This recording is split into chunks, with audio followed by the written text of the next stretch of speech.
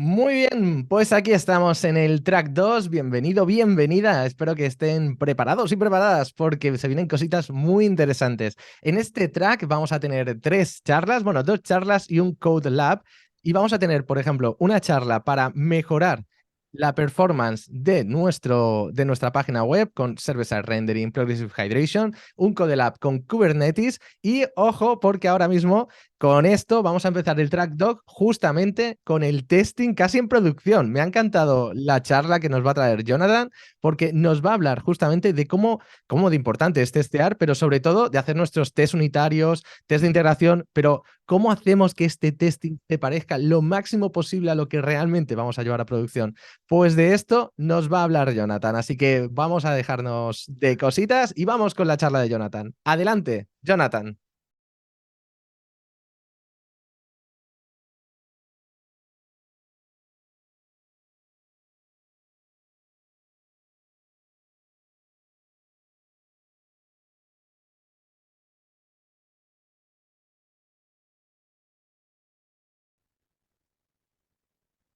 Hola, buenos días. Eh, pues nada, estoy aquí muy encantado de participar en Codemotion. Muchísimas gracias por la oportunidad. Bueno, voy a empezar con algo que no tiene nada que ver con tecnología y es que hoy voy vestido de rojo, porque hoy juega la roja. Así que intentad animar todos porque hoy va a ser importante. Bueno, pues estamos aquí para que os enseñe un poquito cuál es mi experiencia con el testing, pero cuando nos vamos a testear algo lo más parecido posible a lo que tenemos en producción. Mm, Así que nada, vamos al lío. Compartiré mi pantalla, espero que todos la podáis ver bien. Bueno, pues la presentación de hoy es básicamente eso, cómo testear nuestra aplicación como si estuviéramos en producción. No siempre es fácil, no siempre se ha hecho en el pasado. Y vamos a utilizar una librería que se llama Test Containers, pero bueno, eso vendrá más adelante. De momento, vayamos a lo que nos ocupa para introduciros el concepto. Bueno, esta es la lista de contenido que vamos a seguir hoy. Primero, pues me presento porque seguro que no me conocéis. Y luego, importante, quiero mantener las expectativas dentro de lo que va a ser la charla. Os presentaré también el proyecto, porque no os hablo de teoría, os hablo de práctica, os hablo de un proyecto real que me tocó pues, implementar esta tecnología y bueno, pues os hablaré de la realidad de ese proyecto. Además, ese proyecto lo podéis incluso consultar. En el canal de Discord he puesto el link a los slides por si queréis seguir, podéis dejarme comentarios, creo, en los slides y podéis hacerme preguntas que intentaré responderlas al final de la charla. Luego, ¿qué es lo que queremos realmente testear en una aplicación? Está claro que nosotros tenemos tests unitarios, pero ok, eso nos testea cierta parte, cierta lógica, pero sobre todo el tema de la integración con las diferentes capas de nuestra aplicación, pues también es interesante testearla. Ya luego pues entraremos en materia de qué es test containers, porque está claro, toda la teoría esta se basa en el uso de esta librería. Luego, cómo nosotros, en este caso fue cuando yo trabajaba en Red Hat, cómo nosotros utilizamos esta tecnología dentro de nuestro proyecto. Es decir, primero veis cuál es el proyecto, qué es lo que queremos testear, os propongo test containers, ok, ¿qué es test containers? Luego vemos cómo se implementa test containers en aquel proyecto que os he mostrado y luego un bono es cómo utilizar test containers con Quarkus. Aquellos que no sepáis qué es Quarkus, os recomiendo pues visitar la página de Quarkus, buscar en YouTube Quarkus, encontraréis vídeos a cholón.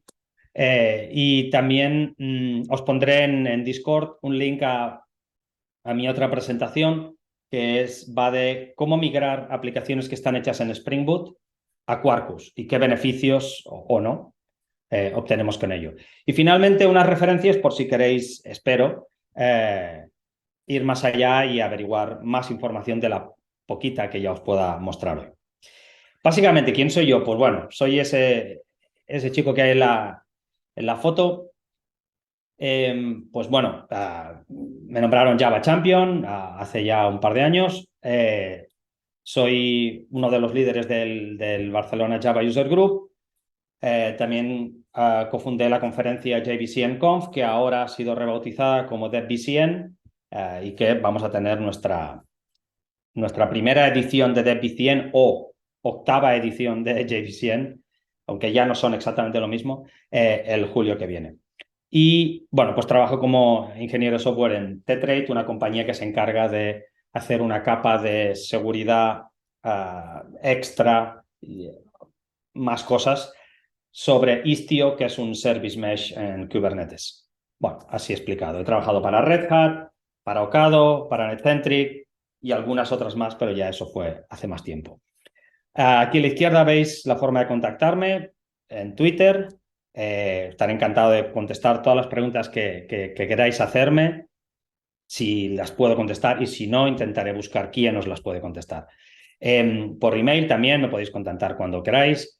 Tenéis mi página web donde hay posts de diferentes temáticas, incluso esta, también Kubernetes, Quarkus, diferentes temáticas, y bueno, espero que os puedan interesar. Y si no, también podéis visitarme en GitHub, donde podáis ver mi código y mis proyectos que llevo.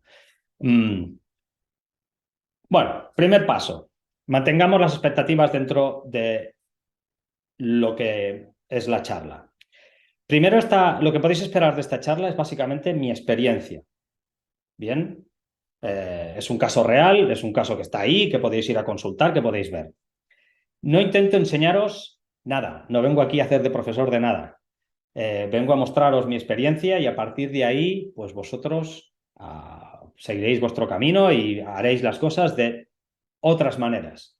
Como digo, esto como no es lo que decía el Mandaloriano, no es el camino, es uno. Así que espero que vosotros lo veáis, lo experimentéis, lo mejoréis seguro, y cualquier duda, ya sabéis, me consultáis y os contestaré desde mi humilde experiencia.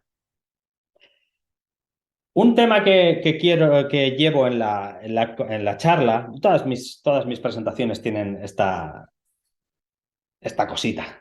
Vais a encontrar imágenes de películas. Son viejas. Es que tampoco yo no soy muy joven. Pero seguro que a más de uno os suenan. Oye, si os apetece en Discord, poned los títulos de las películas. Yo creo que hay alguna que os va a costar un poco más que otra, pero puede ser divertido. Va. Voy a mostraros cuál es el proyecto que nosotros teníamos en mano. Bueno, pues era un proyecto llamado Xavier en catalán, Xavier en inglés, que lo que se trataba era básicamente un módulo de integración entre diferentes elementos. Utilizaba Apache Camel, que es una librería para integrar, es decir, pues del punto A quiero pasar información al punto B y por medio van a pasar cosas. Voy a transformar, voy a eliminar, voy a filtrar, lo que sea.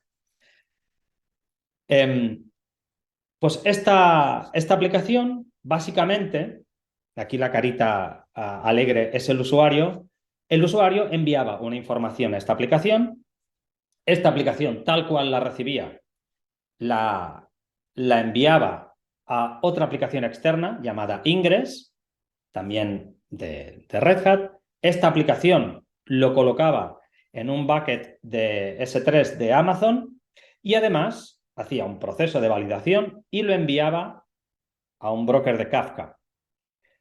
Kafka pues tenía esa información en ese topic, y la aplicación Xavier consumía, entre otras, ese topic. Bueno, hasta aquí, pues bueno, vemos que esta aplicación recibe, envía a otro sitio, este otro sitio hace algo, y la aplicación lo vuelve a recibir. Lo recibe, lo trocea, coloca cosas en una base de datos que es el punto 6 de Postgres. Aparte, también tiene en cuenta la seguridad, es decir, consulta una base de datos de seguridad para ver qué se puede hacer, si se puede tramitar ese fichero o no. Luego lo deja en otro bucket de S3. Por último, lo envía a una capa de KIE. KIE es un motor de reglas, en este caso de JVPM.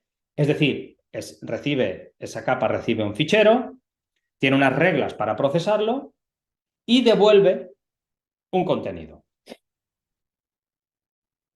Es complejo, de tal manera que nosotros los test unitarios dentro de Xavier podemos hacer lo que queramos, pero ¿y si queremos probarlo todo?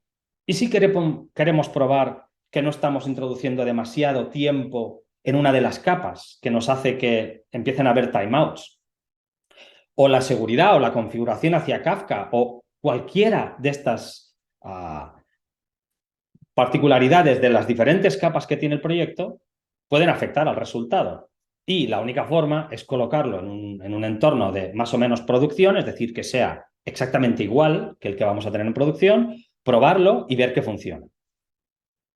Bien, pero ¿qué realmente es lo que nosotros en este caso queremos testear?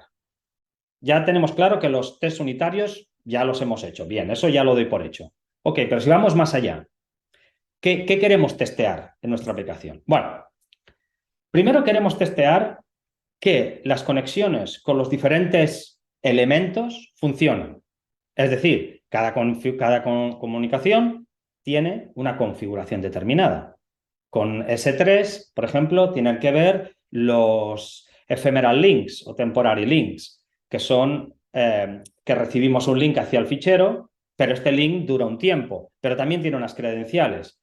Y con Kafka, bueno, pues con Kafka también podemos especificar cuál es el índice y diferentes elementos de la configuración de la conexión con Kafka. Y con Postgre, 3/4 de lo mismo. Hay configuraciones que pueden variar. Ok, queremos probar que esto vaya a funcionar.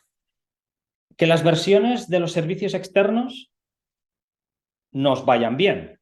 Es decir, que no sea que nuestra aplicación funciona con PostgreSQL 9.6, o debería, pero lo estamos testeando con una base de datos 9.2 o con una 10 y no funciona. Entonces, tenemos que ver que funciona con la versión que hay en producción. Luego con KIE, lo mismo. Es con la 7.3, pero debe ser con esa. No que probemos con una versión 6 y cuando subimos a la 7.3 hay cosas que fallan. Los parámetros de configuración de las conexiones. Pues lo mismo. Tenemos un Apache Camel que coloca parámetros de configuración para conectarse a Kafka, a S3, a lo que sea. Y queremos ver que realmente esto funciona bien. Sobre todo porque muchos de los parámetros en Camel son parámetros que están dentro de cadenas de texto. Podríamos introducir cualquier error que si lo que utilizamos son mocks, es decir, simulaciones de elementos reales, lo que pasaría es de que esos errores dentro de nuestros parámetros de configuración dentro de cadenas de texto, pues solo nos los encontramos cuando llegamos a producción, si es una conexión con Kafka, por ejemplo. Pues eso también queremos probarlo. Y luego esos procesos que hay en background, que vimos que había una aplicación que recibía el mensaje y luego lo enviaba a Kafka, luego que había un key server que hacía unas reglas un motor de reglas y que luego devolvía algo. Esos son procesos asíncronos. Nuestra aplicación no está esperando. Envía un mensaje, luego recibe otro mensaje. Ok, pues todas esas funciones en background queremos probarlas en un funcionamiento más o menos todo integrado. Y luego que ese key server va a tener una configuración y queremos configurarlo igual que está en producción y ver que realmente funciona. No sea caso que en producción tenga una configuración determinada, nosotros lo probemos con una configuración que ya nos va bien y el día que aplicamos la configuración de producción ya no funciona. Entonces, eso también lo queremos probar. Pero lo más importante de todo es que todo esto lo queremos probar cada vez que hacemos un cambio y lo subimos a nuestro repositorio de código. Es decir, nosotros hacemos un cambio cualquiera en nuestra aplicación, subimos el código, en este caso a GitHub, y queremos que todos estos tests se pasen de nuevo. Queremos ver que no hemos roto absolutamente nada. Ya tenemos claro que los tests unitarios no se han roto, pero los end-to-end, es decir, los end-to-end que están implicando tantas capas, funcionan, siguen funcionando, queremos verlo cada vez. Y si no funcionan, el cambio no se puede combinar o hacer merge a master o main, como quiera llamarlo.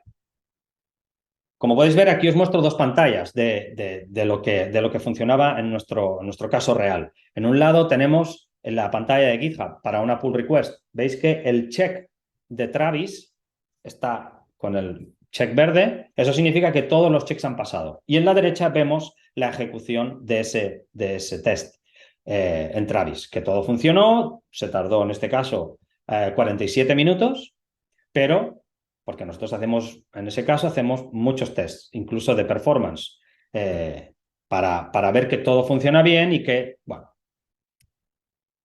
todo va bien. Pues, para todo ello, una de las formas que encontré fue usar la librería Test Containers. ¿Y qué es Test Containers? Aparte del Mighty Mouse o Super Ratón en mi época. Pues bueno, aquí tenéis la página web de Test Containers, el Twitter handle de Test Containers también. Os aconsejo que vayáis y miréis. Pero vamos a ver, ¿qué es Test Containers? Pues básicamente Test Containers es una librería, en este caso Java, pero tiene para diferentes lenguajes que soporta los tests, en este caso JUnit. Os voy a hablar siempre de la versión Java, ¿ok? Y lo que hace es que linka una serie de contenedores Docker al ciclo de vida de vuestro test. De tal manera que vuestra aplicación tiene unos tests unitarios, tiene unos módulos de test container que por debajo utilizan Docker for Java, tienen un Docker container que está asociado a nuestro test. ¿De acuerdo? ¿Lo imagináis?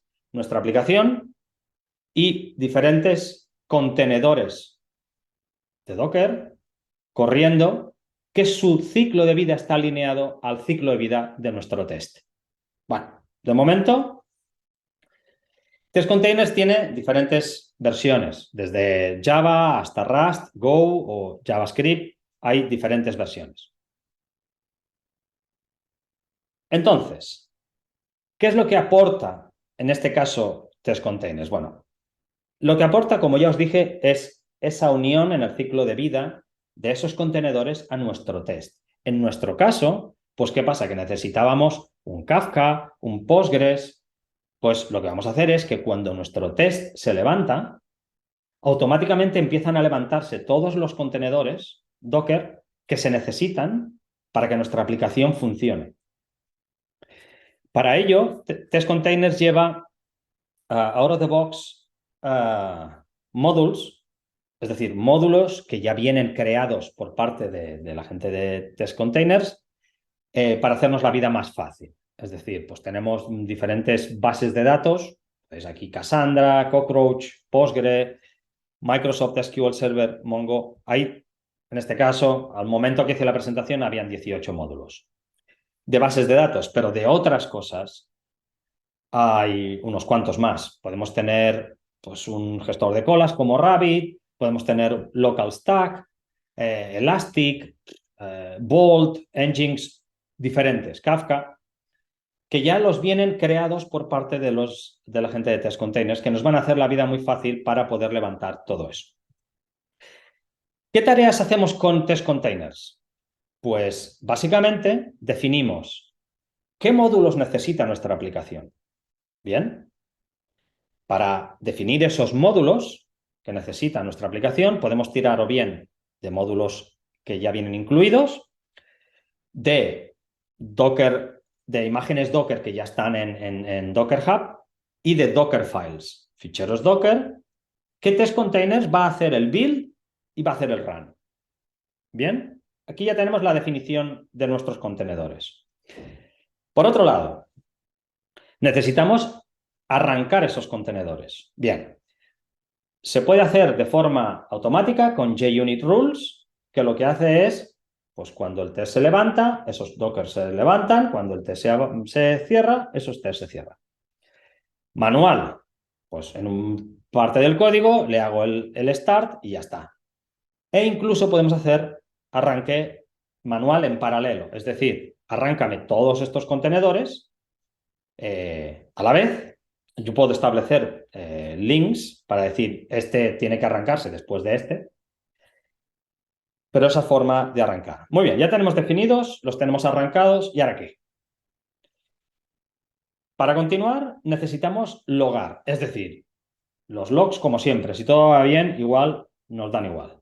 Pero como las cosas fallan, necesitamos saber qué contenedor falló, de tal manera que necesitamos una forma de que los logs internos de cada uno de esos contenedores vayan a parar a un sitio común que yo pueda ver.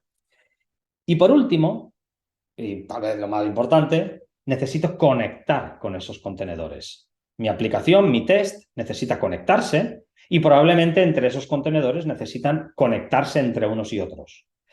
Test Containers provee una abstracción de la red que ahora veremos y que nos lo hace también bastante más fácil. Y por último, pues lo que vamos a hacer va a ser cerrar el test de forma manual, perdón, el contenedor de forma manual o de forma automática con las JUnit rules. Entonces, vamos a ver cómo se utiliza Test Containers en el proyecto que os enseñé antes. Bueno, ¿qué es lo que hicimos? Pues mira, tenemos como elementos reales, es decir, contenedores que son cosas exactamente la misma que va a haber en producción, las tenéis en verde, y hay dos que no son las mismas, por una razón muy sencilla, porque es la abstracción de Amazon Web Services. Como no queremos que nuestro test se tenga que conectar a Amazon y entonces introducir la incertidumbre de la conectividad y de la configuración en Amazon, lo que hacemos es replicar unos sistemas parecidos. Tenemos Minio, por un lado, que implementa el interface de S3 y nuestra aplicación Ingress, en este caso, se conectaba a Minio para dejar los ficheros. Pero por otro lado, tenemos Local Stack, que es una versión de Amazon local que implementa diferentes servicios y nuestra aplicación se puede conectar a ellos creyéndose que está conectada a Amazon. Tenemos ya en la cabeza, básicamente, qué proyecto, qué es Test Containers, qué podemos hacer con Test Containers y cómo lo hemos implementado en nuestro proyecto. Bien. Vamos a ver cómo se definen esos contenedores en nuestro código. Pues si es un contenedor de los que vienen provistos por Test Containers, es muy fácil. Como veis, es un new PostgreSQL container y listo. Le pongo los parámetros de configuración y por debajo esto levantará un Postgres en un contenedor ya optimizado, funcional. Perfecto. Por otro lado, si no es un módulo que viene de Test Containers, bueno, puede ser que yo tenga un Dockerfile. En este caso, nosotros teníamos una aplicación que también era de Red Hat, era otro proyecto, y ese proyecto publicaba un Dockerfile. Pues lo que hicimos es decirle, oye, pues levántame un contenedor genérico a base de este Dockerfile. Él lo que hará será hacer un build y un run. Y le digo exactamente qué configuración quiero que tenga, pues con los puertos expuestos los que sean, dentro de una red particular, el consumidor de log o lo que sea. Bien, con el Dockerfile. O con una imagen de Docker. En este caso, para Minio, pues lo que hacemos es levantar un generic container, pero de la imagen que le estamos especificando. Entonces, Test Containers hará un Docker pull y Docker run. Y con esta configuración, en este caso, es parecida a las otras dos opciones. Le especificamos cuál es el comando de entrada, qué puerto expone, qué alias de red tiene, lo que sea. Toda la configuración para ese contenedor. Y aquí, en este caso, en nuestro proyecto, tenemos que Minio tenía 2 containers generics. Para Kafka teníamos un módulo ya incluido. Para Local Stack también un módulo incluido. Para Ingress, a partir de una imagen de Dockerfile. Para Postgre, un módulo ya incluido. Para Arbac, un un contenedor genérico de una imagen de Docker.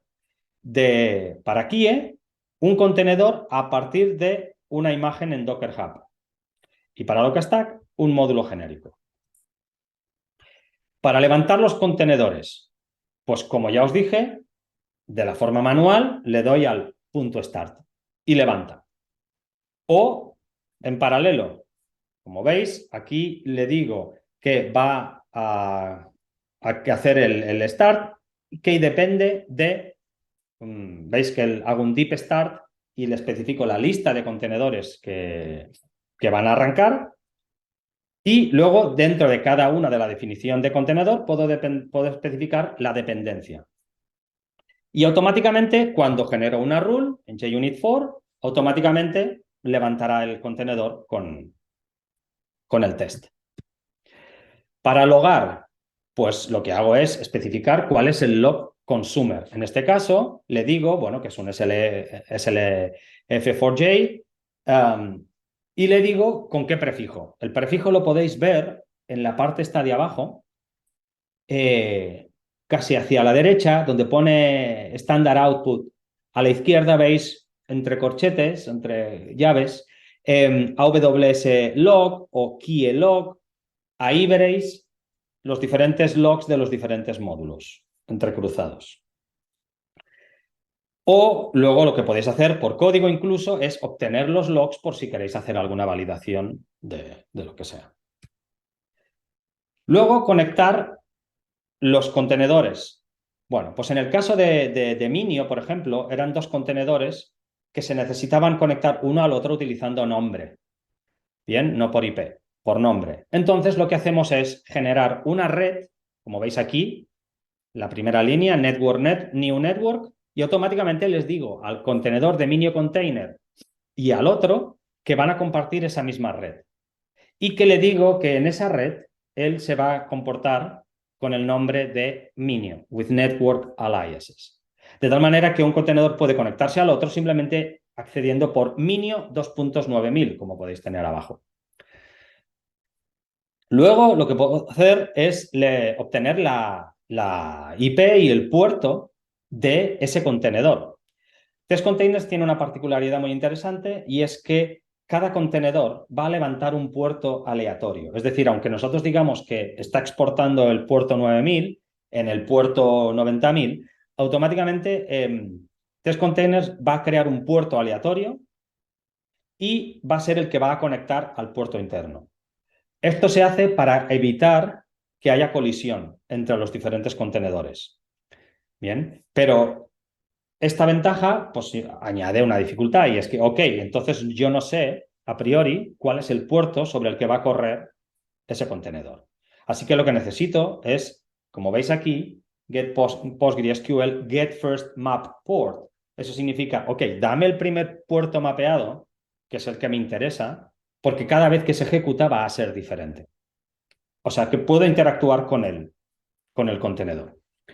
Por otro lado, cuando os he dicho que había forma de poder encadenar la ejecución de diferentes contenedores, hay 2 formas de considerar un contenedor ready. Ready puede ser ya arrancó, ¿ok? Está arrancado. O ready puede ser, ok, está arrancado y ya está preparado para recibir peticiones. Son 2 conceptos diferentes. El que hay por defecto es el Startup Strategy. Si arranca, está ready. El otro es el Wait Strategy, que es, ok, ya arrancó, pero para que yo considere que ese contenedor está ready, tiene que pasar algo. Este algo puede ser, como podéis ver aquí, waiting for log message, es decir, cuando en el log aparezca tal texto, o bien cuando una petición a un endpoint HTTP me dé una respuesta determinada. Bien. O bien, cuando una función determinada que haga una lógica más compleja me retorne un true diciendo, ok, ya está correcto. Bien.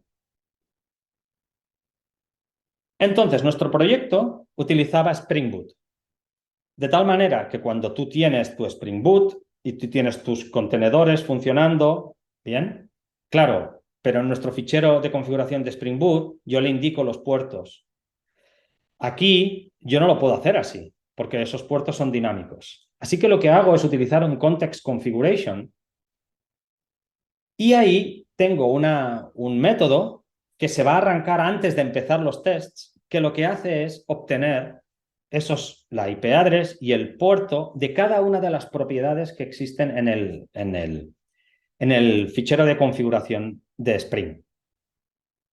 Así que nuestro test, digámoslo así, que levanta el contexto de Spring, pero antes de justo de levantar, arranca todos los contenedores, obtiene los puertos, setea esas variables y a partir de aquí todo funciona igual con Spring. ¿De acuerdo? Finalizando los contenedores, pues manualmente o bien con la regla, como ya os mostré anteriormente. Bueno, hasta aquí tenéis una idea de cómo funcionar con test containers. Ya digo, más que nada es que tengáis la referencia con los slides para poder seguirla, pero mi intención es simplemente despertaros la chispa de la curiosidad. Os he mostrado un poquito y luego a partir de ahí ya es la práctica. Tenéis el link para poder ver el código real en el proyecto, en GitHub. Si lo que queréis es utilizar test containers con Quarkus, Quarkus lo hace mucho más fácil. Propone un Quarkus test resource que dentro de este test resource lo que podemos configurar es, ok, vamos a especificar unos parámetros en este caso dbName, user y password, y lo que vamos a hacer es, en esos test resources, lo que hacemos es un pequeño código que lo que hace es levantar el contenedor. Básicamente en el init creamos el contenedor, en el start lo levantamos y en el stop lo cerramos. Ya está. Entonces, para nuestro código, este test resource es una base de datos que funciona y que le hemos pasado una serie de parámetros y ya está. De esta manera hemos levantado test containers de una manera mucho más transparente, bien, y de forma, digámoslo así, más limpia, digámoslo así. O incluso podemos hacerlo más fácil. Quarkus propone esta opción en la que veis la URL de conexión de la base de datos, jdbc:/tc, y este tc le está indicando a Quarkus que lo que tiene que hacer es utilizar test containers para levantar esta base de datos y pues Quarkus levantará la base de datos y proporcionará con esa configuración que le demos el recurso al resto del test. Ya para finalizar, un poco de referencias, pues la página de test containers, si queréis ampliar conocimiento con Docker for Java, el repositorio del código que os he mostrado y el otro repositorio con la opción de Quarkus. Aquí ha sido todo, espero que os haya, al menos ya digo, despertado la chispa de curiosidad y ya está. Pues muchísimas gracias y contactadme con el medio que queráis, que estaré encantado de responder las preguntas que tengáis. Gracias. Muy bien, buenísimo, Jonathan. Muchísimas gracias por la charla. Me ha parecido súper interesante. Tengo una pregunta porque, claro, muchas veces lo que queremos justamente es probar cosas que están lo más cerca posible de producción, pero, madre mía, es que tengo aquí a producción que me está hablando Sí, en sí, la es un oreja. poco... Dios mío, lo que te comentaba, que muchas veces queremos probar el código lo más cerca posible de producción y lo que es un reto muchas veces es cómo replicas, por ejemplo, una base de datos que parezca lo máximo posible a producción cuando es una base de datos muy grande. No sé qué estrategia en ese sentido, ¿qué haces? ¿Pillas solo un cachito? ¿Hay algún tipo de estrategia en ese sentido? Claro, el tema, o sea, una cosa es testear, digámoslo así, la infraestructura lo más cercana posible a producción, que aquí vamos a tener que luchar con dos cosas, y es que en algunos casos se están utilizando librerías o productos comerciales de los cuales no podemos tener la opción con test containers. Mm, Pues, me lo imagino, no sé, algún producto de Oracle, por ejemplo, que solo lo puedes tener si pagas. Entonces, eso va a ser difícil de poder replicar. ujú, En cuanto a la otra parte, que es la cantidad de información para poder testear, bueno, pues esto es un viejo problema que se ha tenido siempre. mm, Claro, lo que puedes hacer es tener una base de datos con cierta información replicada. Eh, Probablemente, además, se añade otro concepto y es que una base de datos real tiene datos sensibles, por lo tanto, nuestra base de datos de test no va a poder tener esos mismos datos. Hay utilidades por ahí que sirven para rellenar bases de datos, es decir, mm. dependiendo del tipo de dato, lo va a rellenar con información, pero bueno, no es 100% ajustado a nuestras necesidades, así que habrá que hacer cosas. Desde luego, la cantidad de información en los tests es importante y supone un reto que en este caso no está cubierto por test containers, sino que Mm, debemos llegar a la conclusión de hacerlo de otra manera. También hay un punto importante, ya que comentas eso. En teoría, los tests han de ser idempotentes y no han de ser dependientes. Con eso quiere decir que con test containers la idea es que, como veis, se levanta la base de datos cada vez. Cada vez se le va a inyectar toda la información. ¿Por qué? Porque cuando el test finalice y levante otro test, no puede ser que las modificaciones del test anterior modifiquen al funcionamiento del test siguiente. Así que esa función de levantar la base de datos deberá llevar incorporada un fichero con un montón de información para que se inserte cada vez. claro. Totalmente. A ver, que me he cargado ahora esto mientras, con la emoción del testing. Muy bien. Jonathan, pues no tenemos tiempo para más preguntas, pero ya había gente aquí en el Discord que justamente estaban diciendo que nada, que buen día, gracias, la curiosidad ya está despierta. Dejo que te puedas pasar por ahí justamente para que a ver si alguien tiene alguna pregunta más. Por ejemplo, ya Nano te ha dejado una preguntita, pues te puedes pasar por el Discord y le echas un vistazo, ¿vale? Que tengo que ir ya corriendo a enseñar una cosita y a la siguiente charla. Jonathan. Perfecto. Muchísimas Muchísimas gracias. gracias. Gracias por compartir tu conocimiento por aquí. Te mando un Gracias a abrazo vosotros. enorme. Adiós. Bueno, pues aquí teníamos a Jonathan. Ahora voy a compartir la pantalla porque os quiero enseñar una cosa rápidamente. Y es que ya sabéis que cuando estamos en directo, pues tenéis arriba un montón de botones para pasar entre los diferentes tracks. Podéis ir al track 1 y el track 2 que ahora mismo están en vivo y en directo y hay diferentes charlas. Esta tarde vamos a desbloquear el track 3, ¿vale?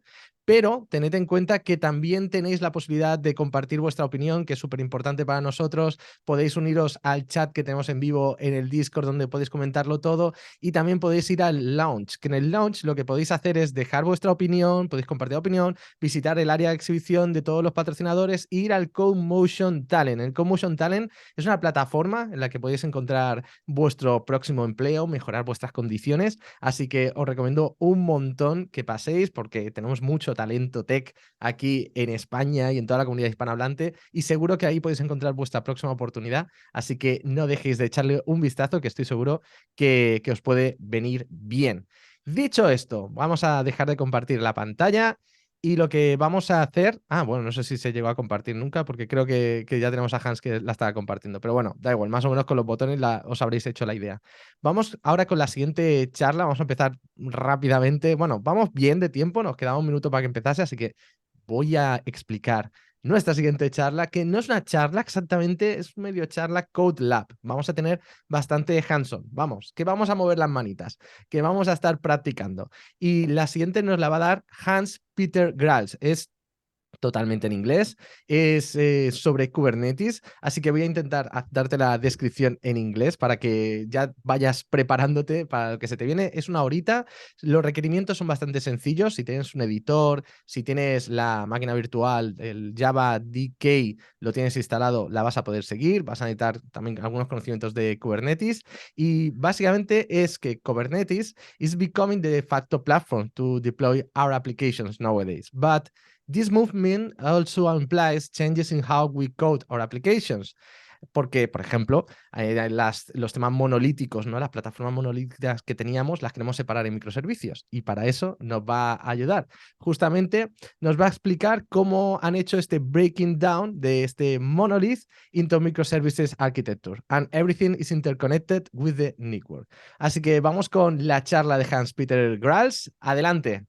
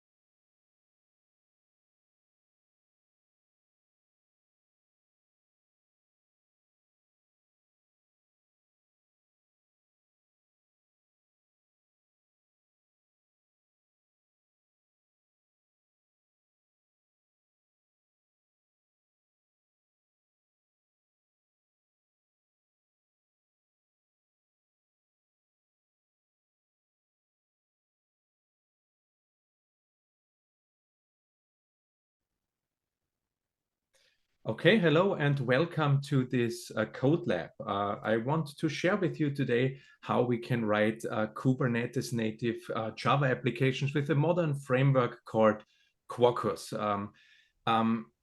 Before we are diving in, let me briefly introduce myself. So my name is Hans-Peter Grasl. I am working as a developer advocate at Red Hat. I'm replacing today my colleague Alex Soto, who was supposed to do that session, but unfortunately can't be here today. So I'm jumping in basically, and I'm really happy because this allows us to have some fun for about an hour during that code lab to get to know Quarkus a bit. So the idea here are three things basically. After this code lab, you should know what Quarkus is. Second, why it can be a really good fit to write your next Java application with Quarkus. And third, and most importantly, it's a code lab. So we are going to see not only C code, but I'm going to actually write some code so that you get a first impression how joyful and convenient actually the development of microservices with Java has become these days thanks to Quarkus. So let's dive right in. I have a couple of slides to introduce you to Quarkus itself, because I don't assume that everyone knows about it. As I said, it's relatively new compared to some others. But after about 10 minutes or so, the idea is that we dive into the practical parts and try certain things out. So first, what is Quarkus? So you immediately basically find about Quarkus the following facts that are listed on that slide here. So Quarkus is a framework that is specifically tailored for writing cloud-native applications. And being cloud-native means, of course, many different things. But one thing that stands out mostly is that when we write applications for the cloud, we usually target application architectures that are not necessarily monolithic anymore. So we try to leave that behind us and start to look into other software architectures. Most of the time, this is some kind of multiple services that you write your application with. Feel free to call them microservices. And the idea is that you run them in containers, and they are the de facto standard to then actually run those containers is Kubernetes these days. Some applications, they might benefit from even a different way or runtime using serverless scenarios in mind. And again, serverless as a term means many different things, but there are at least two broad different categories that I would see for serverless applications. One is just a runtime that again allows us to provision lightweight containers, but we don't think about in terms of nodes or pods or whatever. We just want to run containers and we don't care about the rest. So a runtime should figure everything out for us. And again, when you think about Kubernetes, you might have Knative in mind when it comes to that. Another option of serverless would be serverless runtimes, where you would then get, for instance, some kind of runtime to just deploy very small snippets of, for instance, JavaScript code or Python code or whatever the runtime supports there. Very often this is called a function as a service. And so one thing that often is forgotten is that, yes, while Quarkus is a very, very good fit to do that, it's equally fine to write monolithic applications with it. So if all you want for Christmas is a modular monolith, well, be my guest and use Quarkus to write a monolithic application. Because irrespective of what architecture we are choosing, Quarkus typically brings us the same, very similar benefits, and we are going to explore them then in a bit. And also it offers the same great developer experience.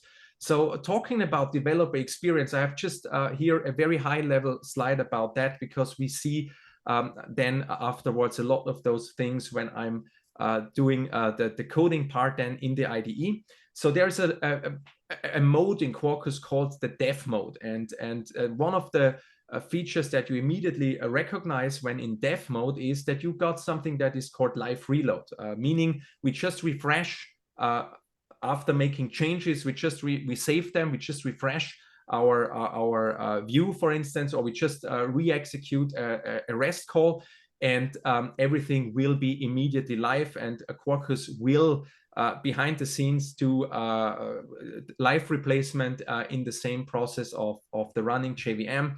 It will know what parts you changed, what needs to be recompiled, and what needs to be changed in our running Java process.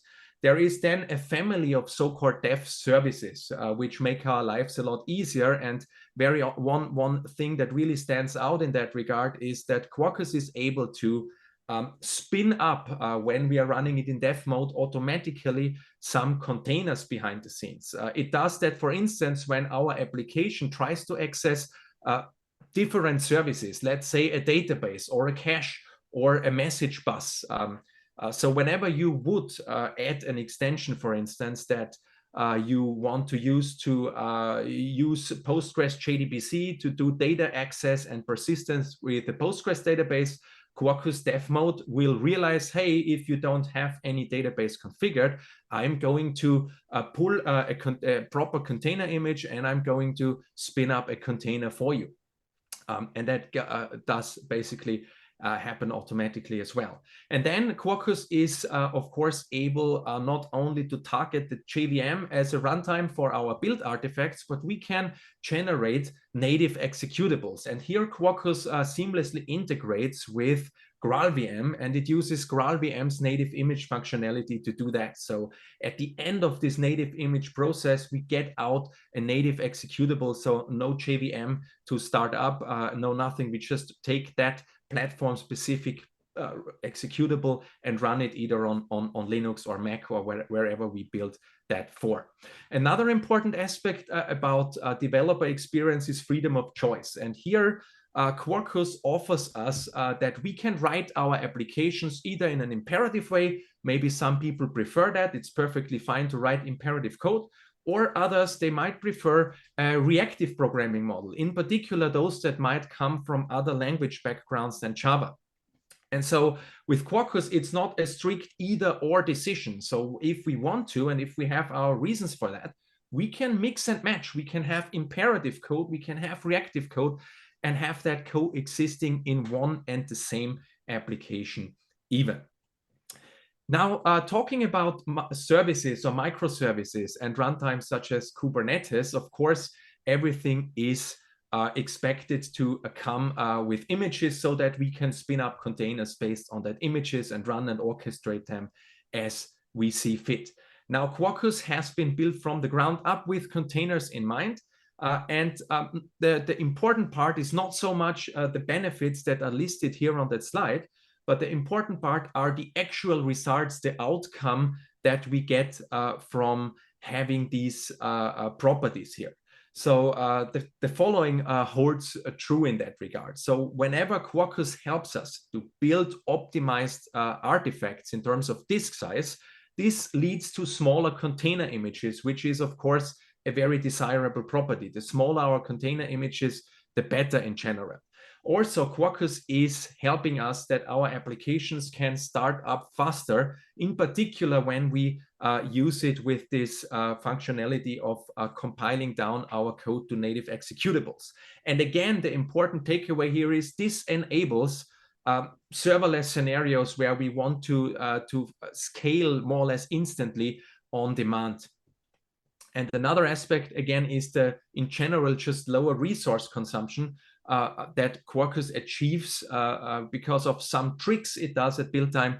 And this allows us to achieve something called a higher deployment density. Now, what's meant by that is simply the fact that we can take our containers, we can spin up more containers, and we on the same provisioned infrastructure that we have. So we can run, in other words, more instances of our applications without spending more money on cluster infrastructure. And then when it comes to Kubernetes, it's not enough to just say, well, I have some kind of application in an image. That's of course one of the things that we need to bring to the table, but that's not enough.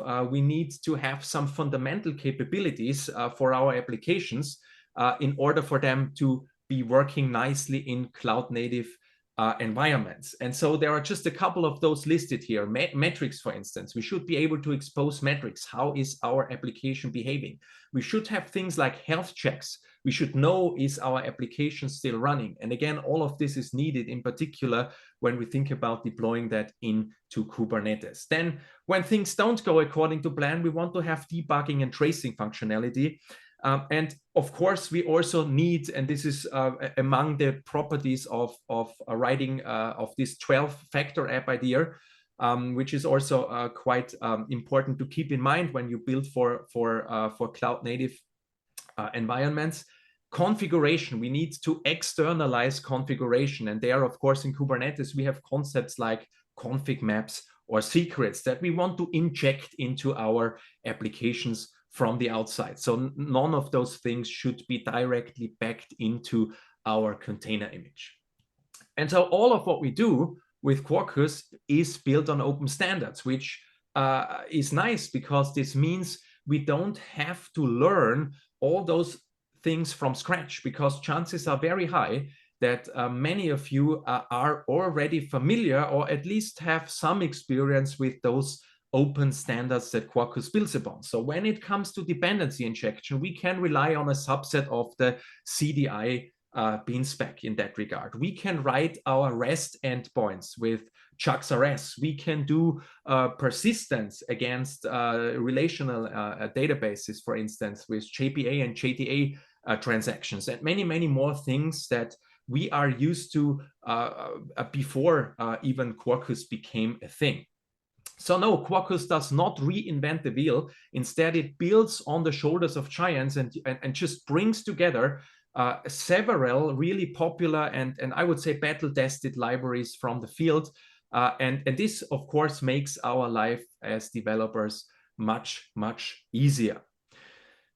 Quarkus, again, is in particular very well fit when we run our Java applications in containers. And you may know that when you run Java in containers, there is a certain overhead. And this overhead comes basically in two different categories. Startup overhead, so a lot of things need to happen. Class path scanning, dynamic class loading, things like that. Bytecode generation, just-in-time compilation at runtime, and so on and so forth. And this, of course, not only affects startup time, but also usually means we have higher memory consumption. And that was not so much of a problem back in the days when we used Java to build huge enterprise applications with a monolithic architecture.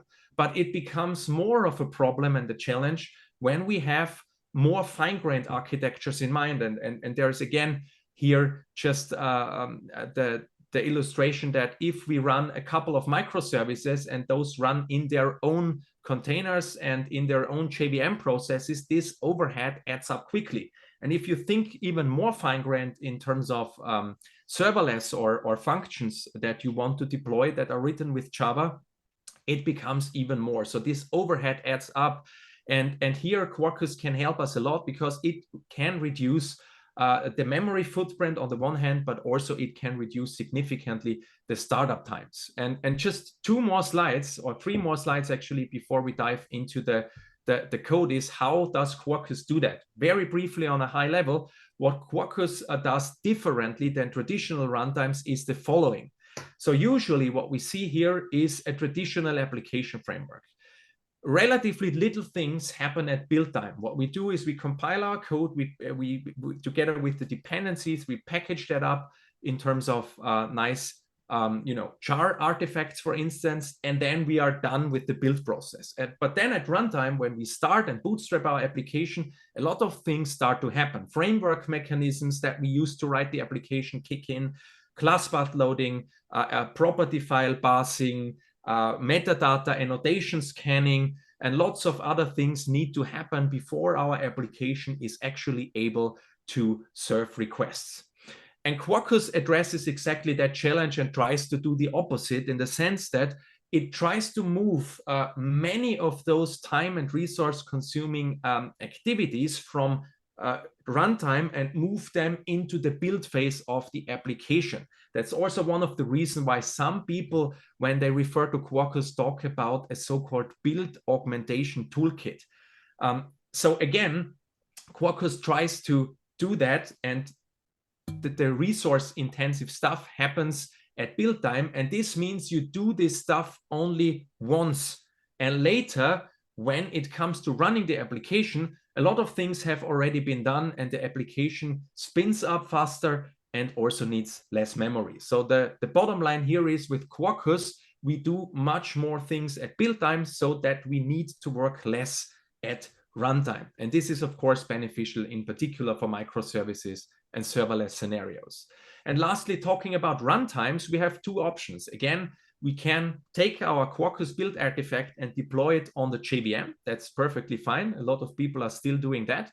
But again, I mentioned that already, that we can say, no, we don't want to run our app on a JVM. We want to compile it down to a native executable using GraalVM. So that's basically what I wanted to share from an introductory perspective into Quarkus, so that you have at least a rough overview what all of this is about. And so with that, I think it's time to switch over to some live coding.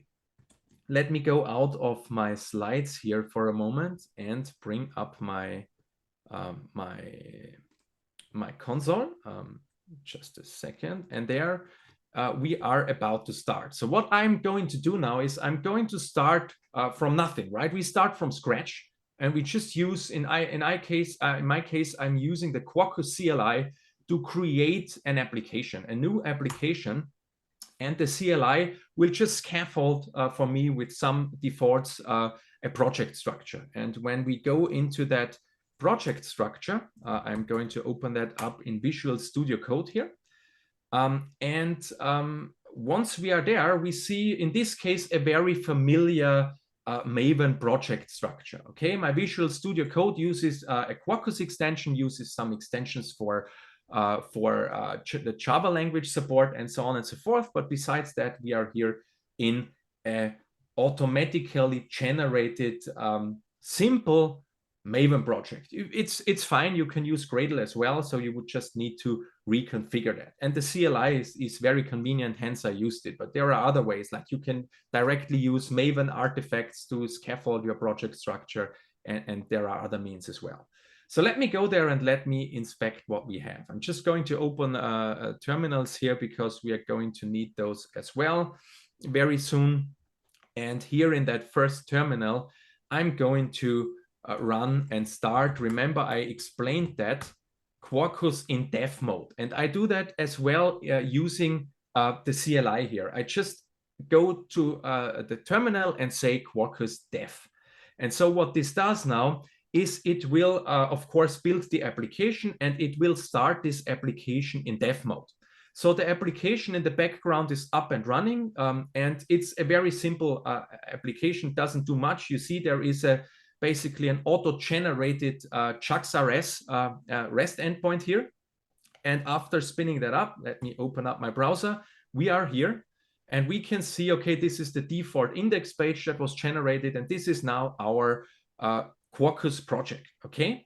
And so talking about live mode, I want to share a few things here. Let me go back to my Visual Studio Code and start making some very simple changes at first, right? Let's just change that string here to hi developers. And I'm just refreshing. I'm going over to the browser. I'm going to my REST endpoint. Hello.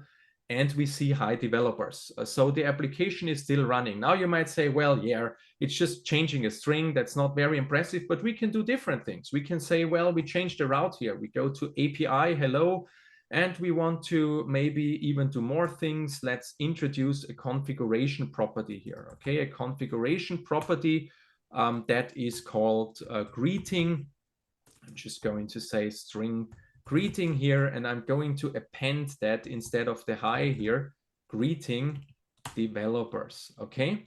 And of course, it reminds me immediately there is no attribute value defined for the config property. So first of all, I can say I have a default value here.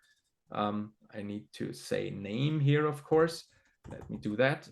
Then I have a default value, and I can say the default value is hi.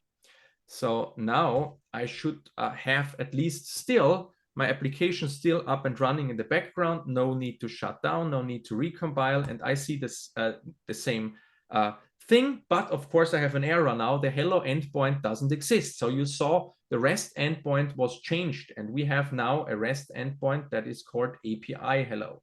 So that error is of course very expected here. Okay, let me change that, and we are back to our application. So now remember, I also used a configuration property. So I have no application property for that. So I will introduce one and say there is a greeting property.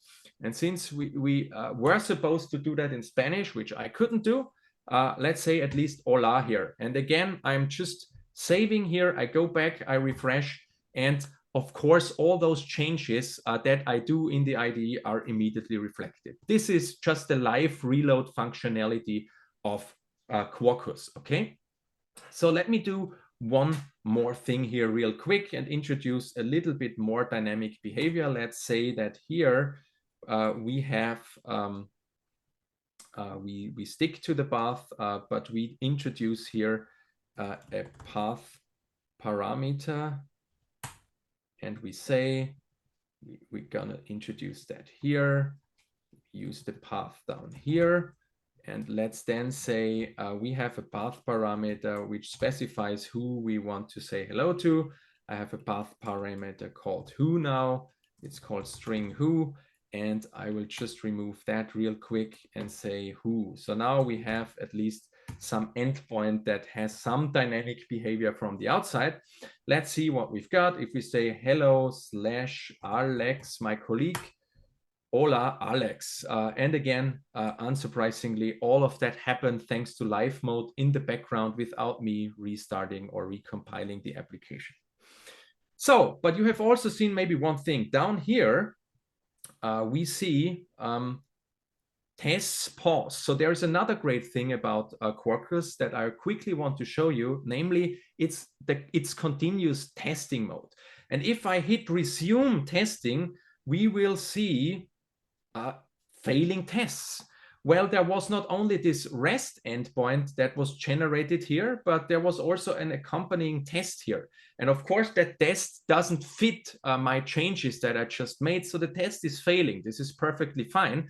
So let's be good developers and not skip tests, but let's have this, take this serious, and let's just quickly fix that test. So of course, also in our tests, we would need that configuration property. And as a side note here, every test that is annotated here, it's a JUnit 5 test, but it's annotated with Quarkus test here. And the thing about it is that when we do that, this test class becomes a CDI managed bean basically. And this means we can do dependency injection and things like that as we are normally doing it in our application classes. So also that works nicely in test mode. And so here we have, of course, now a different, it's API/hello. And then there is a path parameter as well. And we should add a path parameter called who. And we say we fix that to Alex here in our test case. And then, of course, our body is expected to be greeting plus who plus Alex, because that's fixed anyway here in the test. So let me save that. And again, by saving that, you see the framework realizes that, re-executes the tests, and the tests are now passing again. So that's a very nice feature, because it means when we run continuous testing in the background, we cannot forget about the fact that some tests are failing, and we don't see that late when we start to build the application with Maven or Gradle. We see it right away as we write our code. Okay, with that, let me shift over to the Kubernetes and microservices part now. Let's just say we want to find a way, a convenient way, that is to deploy that admittedly simple application that just offers that REST endpoint. Okay, so there we would have, of course, multiple options, but one very convenient option. And let me do one thing here. I'm going to bring in application still running. I go to another terminal, and I'm going to bring in 2 extensions. Okay. And the extensions I'm going to bring in are the Quarkus Kubernetes extension on the one hand, and the Quarkus Container Image Chip extension. And those 2 extensions will basically help me a lot to, first of all, build a container image for that particular application that we have at hand here. And it will also help me to deploy that to Kubernetes. It will help me to automatically generate Kubernetes manifest. So it will write or actually generate automatically all the YAML we need to make that service deployed for Kubernetes. Let me first add those 2 extensions. And what that basically does is it just modifies your BOM file, and it basically adds these 2 dependencies here. So we could have done that by hand as well, but doing that over the CLI, I think, is a bit more convenient. So that step didn't change a lot yet. And once we have those extensions in place, we can introduce some configuration properties for these extensions. And again, I will not type all of those properties because it will take some time. It's boring to watch me type properties. So I bring them in right away. And when I have those here, they are there. So to tell basically those extensions how to behave. So we have 3 properties here that are referring to building a container image out of that application. And then we have another 3 telling the Kubernetes extension a few things what to do. And with that, let me just go here, but let me just make sure that my Docker host is set up correctly. So because I'm running in the background here, I'm going to deploy to Kubernetes locally. I'm running Minikube on my machine. We are going to see that soon. Here I just made sure that when I'm building that application now using Quarkus build, that it will use my Minikube environment that I have locally, and also use that Docker registry in that Minikube and not my local one on my operating system here. So let me do Quarkus build. And again, those 2 extensions and those configurations will make sure that after compiling and running the tests, we are now about to build a container image for that. And once that's done, this container will be immediately deployed to my Minikube environment running locally, but anything else would be fine. You could just configure here that Kubernetes extension to point to your managed Kubernetes or running fully managed OpenShift or any other Kubernetes as a service offering you want to use. And so we saw that after the normal build process, after running the tests, after packaging that up, it started to build an image and it deployed to my local Kubernetes server behind the scenes. So let me go to my terminal here and let's figure out if that's true. And indeed, there is now a bot running, and this bot is exactly that Quarkus application. Let me show that quickly to you by using showing the logs. And yeah, this application just started up as a container running in that Kubernetes pod right now. We also see that here in my dashboard that we have that deployment that was just generated a couple of seconds ago. So let me just verify if it's really working. And for that, I will tunnel into Minikube into exactly that service. And this allows us to access that application now running inside Minikube in my pod as a container. And here we are in that application. And I will just again run API hello everyone. And indeed, hola everyone, it serves that simple REST request. But again, we have managed to build a container automatically. We have managed to deploy that container more or less automatically just by adding 2 extensions and a handful lines of configuration, basically. So what happened behind the scenes here, again, let's inspect, because I said there is, of course, some YAML file, some Kubernetes manifest involved, but I didn't need to look at it. I didn't need to touch it yet. So let's go to target Kubernetes. And here we see the actual Kubernetes manifest that was generated just a couple of moments ago based on that extension and the way we configured it. Here is our deployment. So this will basically deploy exactly that container image. We built that container image with chip, and we then have a service which would expose that over a load balancer. This is particularly helpful when you basically deploy to some cloud-hosted Kubernetes, where you then can get an external public IP address and you can directly reach that application then using that public IP address. I don't have that here because in my case, I'm running, as I said, here in my Minikube environment.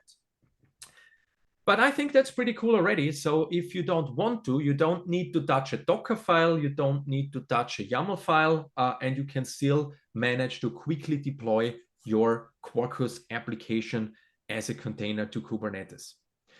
With that, let's switch to the next idea. And the next idea here would be that I show you briefly what we would need to do in order to build a native executable.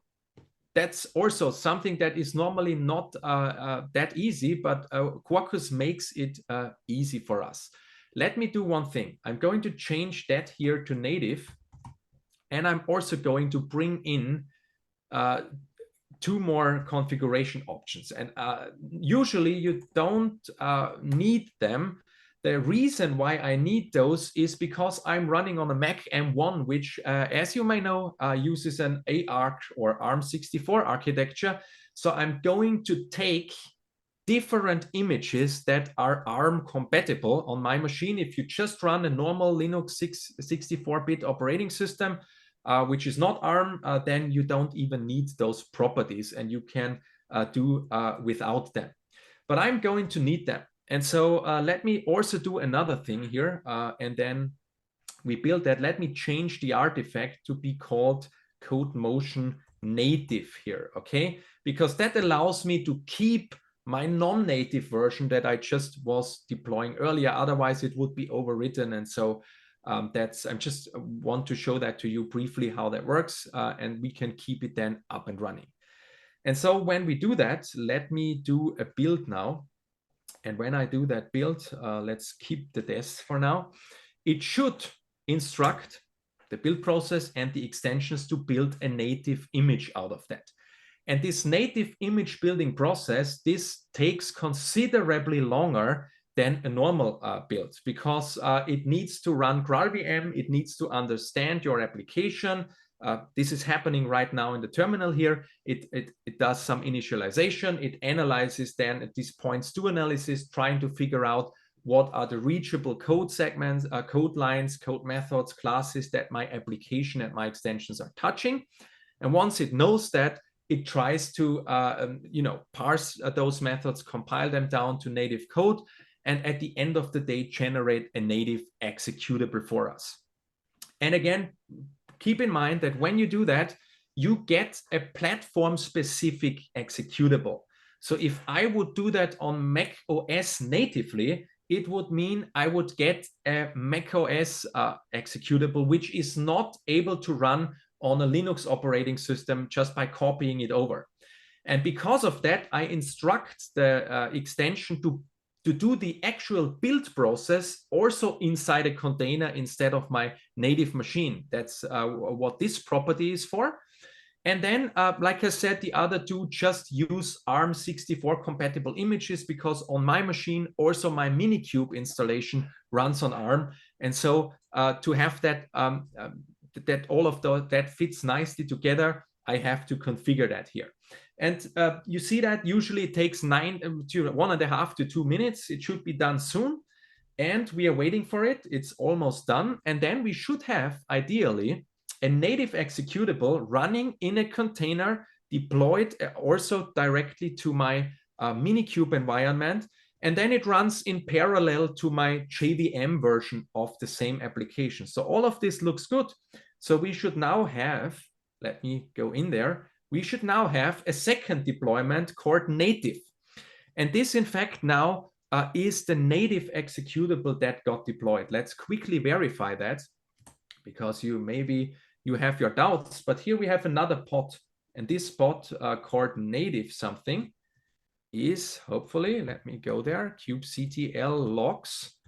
Here we do that. We see that Quarkus runs in native mode, here native, and it started in just 24 milliseconds.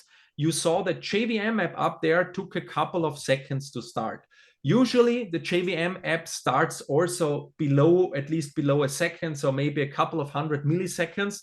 The reason it starts so slow here is because my Minikube environment is pretty constrained regarding the actual resources. It just gets a certain CPU and memory allocated to it so that I can do all of that on my machine in parallel and do live streaming and live coding and everything. So, but again, you see a huge difference. It's the same Minikube and it spins up considerably faster. Also, let's do a quick check regarding the Docker image ls grep. We see that my container image had for the JVM version had 370 megabytes.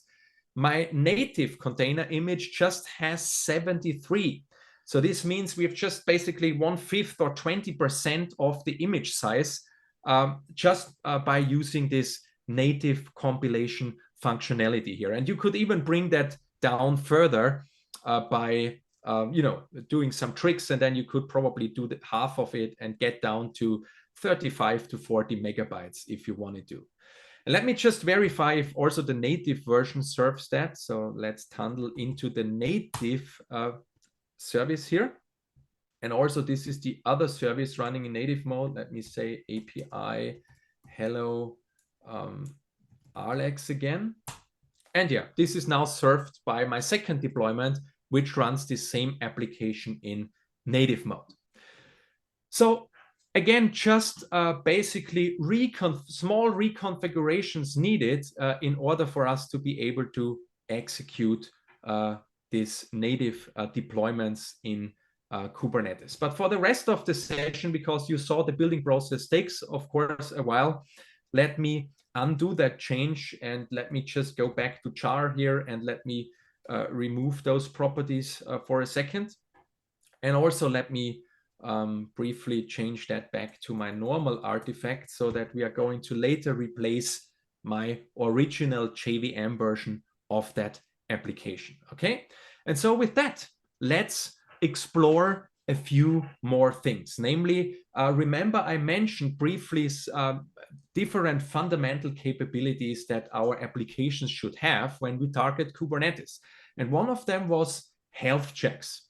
And so for that, let me briefly introduce you to health checks. And as you may imagine by now, using new functionality very often means you add a new extension, basically adding another dependency. And this is, in this case, adding small-ri health, which implements the Eclipse microprofile health specification.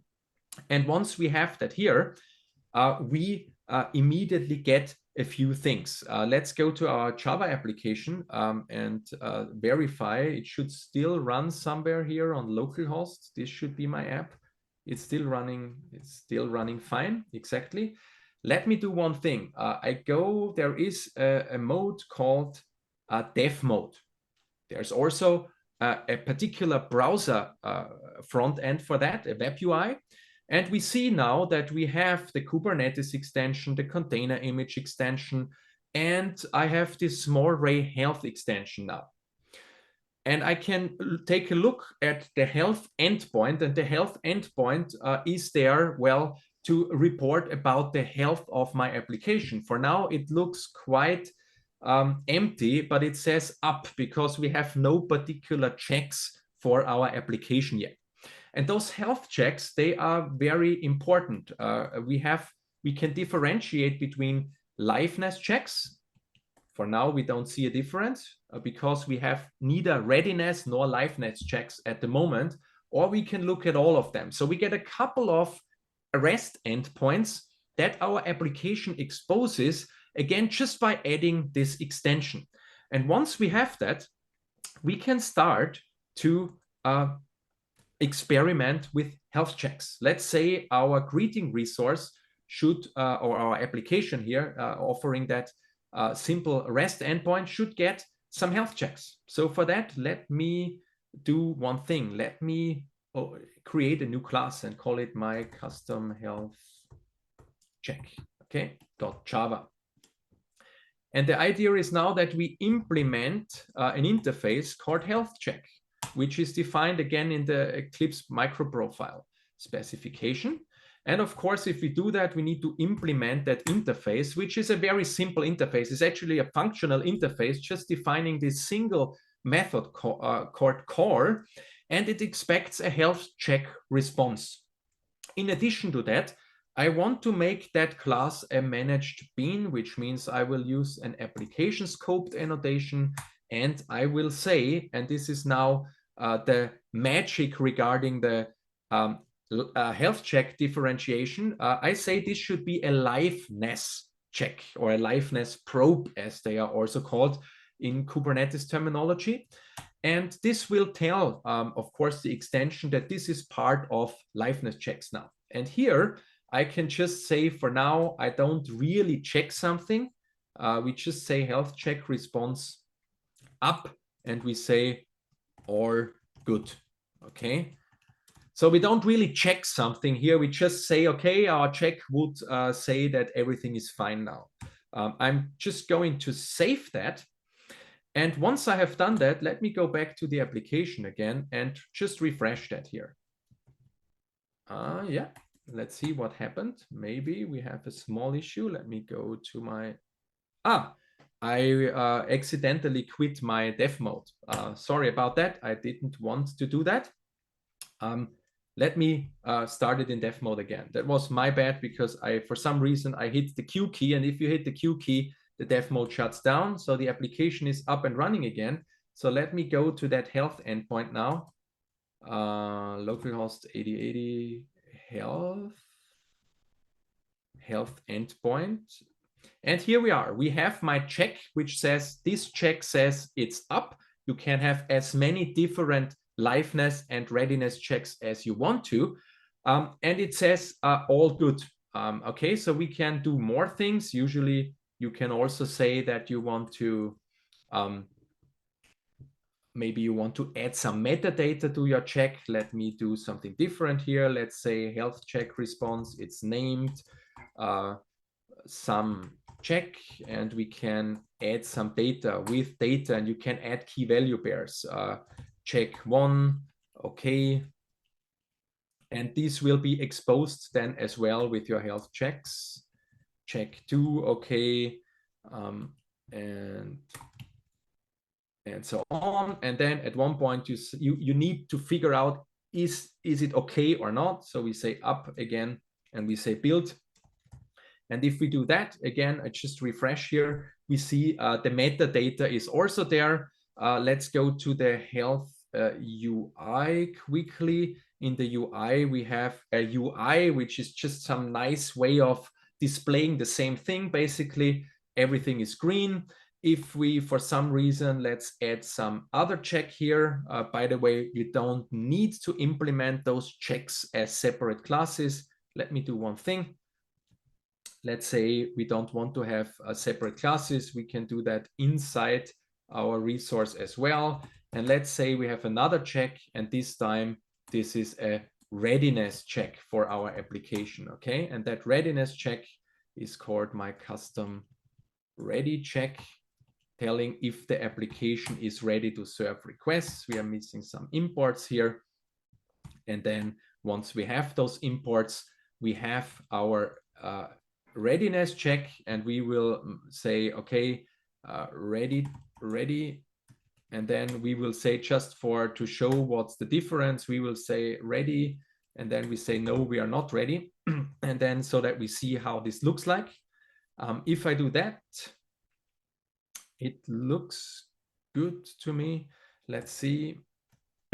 We refresh, and we see the ready check is red, which means the whole application is flagged to be down at the moment, because those checks work in that way that it's a logical end of all the checks. And if one of those checks is down, the whole application is flagged to be unhealthy. Okay, but that was a readiness, and here you would see the difference now. If you ask for readiness checks, you would see that this ready check fails, it's down, and the live check would still be up.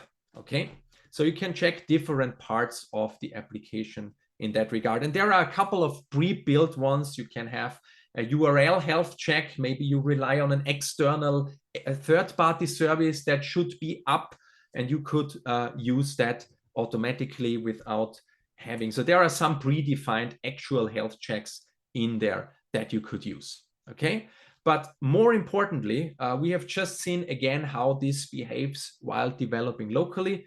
But what's also very interesting to see is when we inspect the YAML file that I was referring to earlier, we see that automatically our Kubernetes manifest, and this is really cool, contains those liveness probes and the proper endpoints and some default settings to do liveness checks and readiness checks. Just because, again, we added that extension, we have them there. And then it would tell, of course, it would allow those pods that are running in Kubernetes to be checked for readiness and liveness. And of course, you can also integrate startup probes, which is a different type of probe that Kubernetes knows about.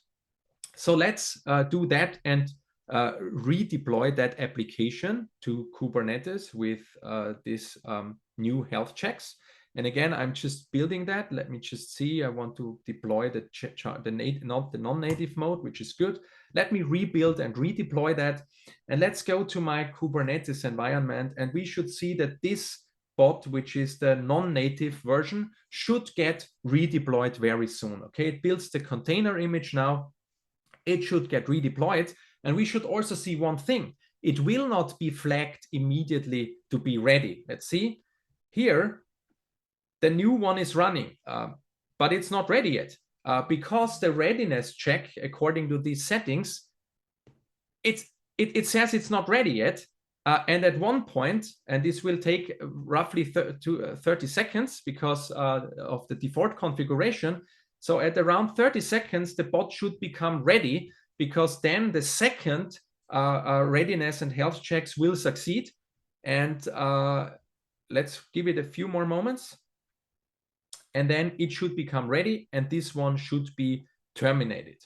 Okay, let's look at the settings, where the defaults here, because it should be already up and running. Let me see.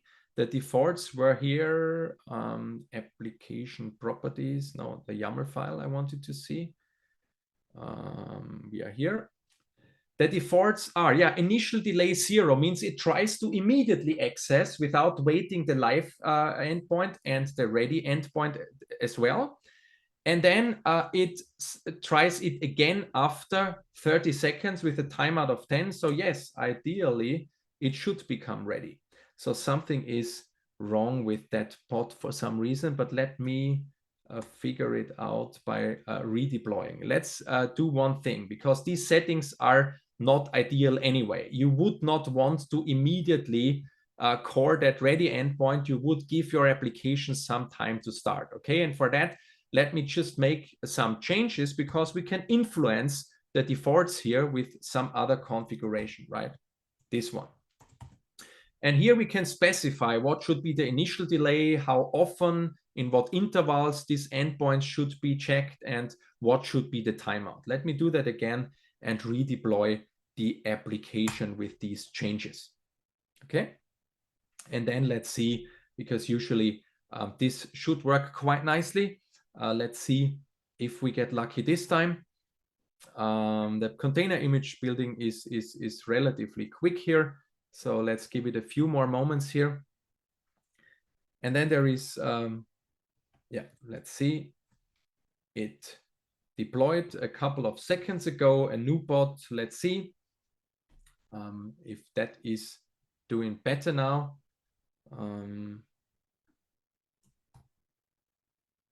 Should give it some initial delay, should check, should recheck, but at one point, ideally, that application should become healthy again. That's a very nice live demo effect, it seems. For some reason, it doesn't feel... Ah, I'm sorry. Yeah, now I know, but that's a good part. This is stupid me. Everything is working properly, but remember what I did here, and this is my bad. We still have a readiness check that always fails, right? And that's because I didn't fix it. So it's okay. The pod will never become ready because the readiness check always says, I'm down, I'm down, I'm down. So that's my bad. I should have fixed that earlier. Sorry about that. I forgot that.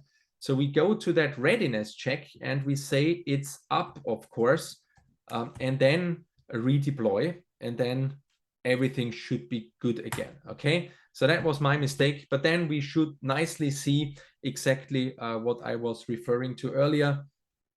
We should see that after a while, the application becomes ready. So it will now deploy that another time. Hopefully now the application, the readiness check is up, and then it will realize it. So that was the problem. So now 2 seconds ago, we deployed. And in a couple of moments, it should realize, hey, readiness check, liveness check, everything fine. Now it's there, and now it terminates the old one. And this is now the new application. And this is in particularly important because with this functionality of liveness and readiness probes, you can achieve one thing, namely rolling upgrades smoothly without having failing requests. Usually you have multiple instances of your application up and running. And then when you do a rolling upgrade, Kubernetes just doesn't send behind, and all of them are behind one and the same service. And then Kubernetes wouldn't route traffic to them if they are not ready yet. Okay, so you get the idea about that. And we have a couple of more moments left. I think we have something like 5 minutes left, if I'm not mistaken. So maybe I show you one more thing very briefly, how to simply add some persistence to our application. Okay, and I'm going to do that real quick, but I think it's nice to see as well that when we, because it touches upon one of the things that I mentioned earlier, namely dev services, and it will help us tremendously with writing our data access code. So let me do one thing, okay? And let me again add 2 extensions here. And the extensions I'm going to add here are REST Easy Reactive JSON-B for JSON serialization, and Quarkus MongoDB Panache. Those 2 extensions are there, and they will allow me to work with MongoDB and write some entities for MongoDB. So let me do one thing. I'm going to write a resource here, a very simple resource. I have a couple of minutes left, so that should do nicely. Extends panache MongoDB entity. And we just have here a string, a movie with a title, a movie with some kind of genre, and an integer for the release here of a movie. Okay. So that's my entity that I want to persist, and I want to have a REST endpoint for that too. So here, for that matter, I'm going to generate a movie resource .java, and let's make it path API / movie. Let's include that quickly. What do we have here? Yeah, this one. And then let's say it produces application JSON. Just one quick thing to show, and then we are about to wrap up. Media type application JSON, and the same we do for consume. So this is only dealing with JSON content type here. And then we're going to say, well, we have a GET request to public, and we want to just fetch all the movies that are in the database here, read all. And then we, this uses, doing that, by the way, extending from that entity, implements the active record pattern, which means we can just say movie list all, and we return that, of course, list all. And when we do that, we have just that simple code, right? I've just hit save. I haven't done anything. I don't have a database. One thing I need to do is I need to specify, that's the only thing I need to provide in my application properties, is I need to specify the database name, okay? And once I do that, let's check out what happens here in dev mode, okay? I'm going to my application. Let's try it out. API / movie. Okay, and it takes a while, but eventually it comes back with an empty list, and you might wonder, how is that possible? There is no database, there is no nothing, right? But what happened is that Quarkus realized I need a database. It started a MongoDB container, and it created a connection by default in the background to that container, and this container is actually serving that application. If I do a Docker BS here, I see the Mongo container that I didn't start, but it was started automatically for me. And just one thing, and then I'm done, is if this just happens because I don't have a connection string here.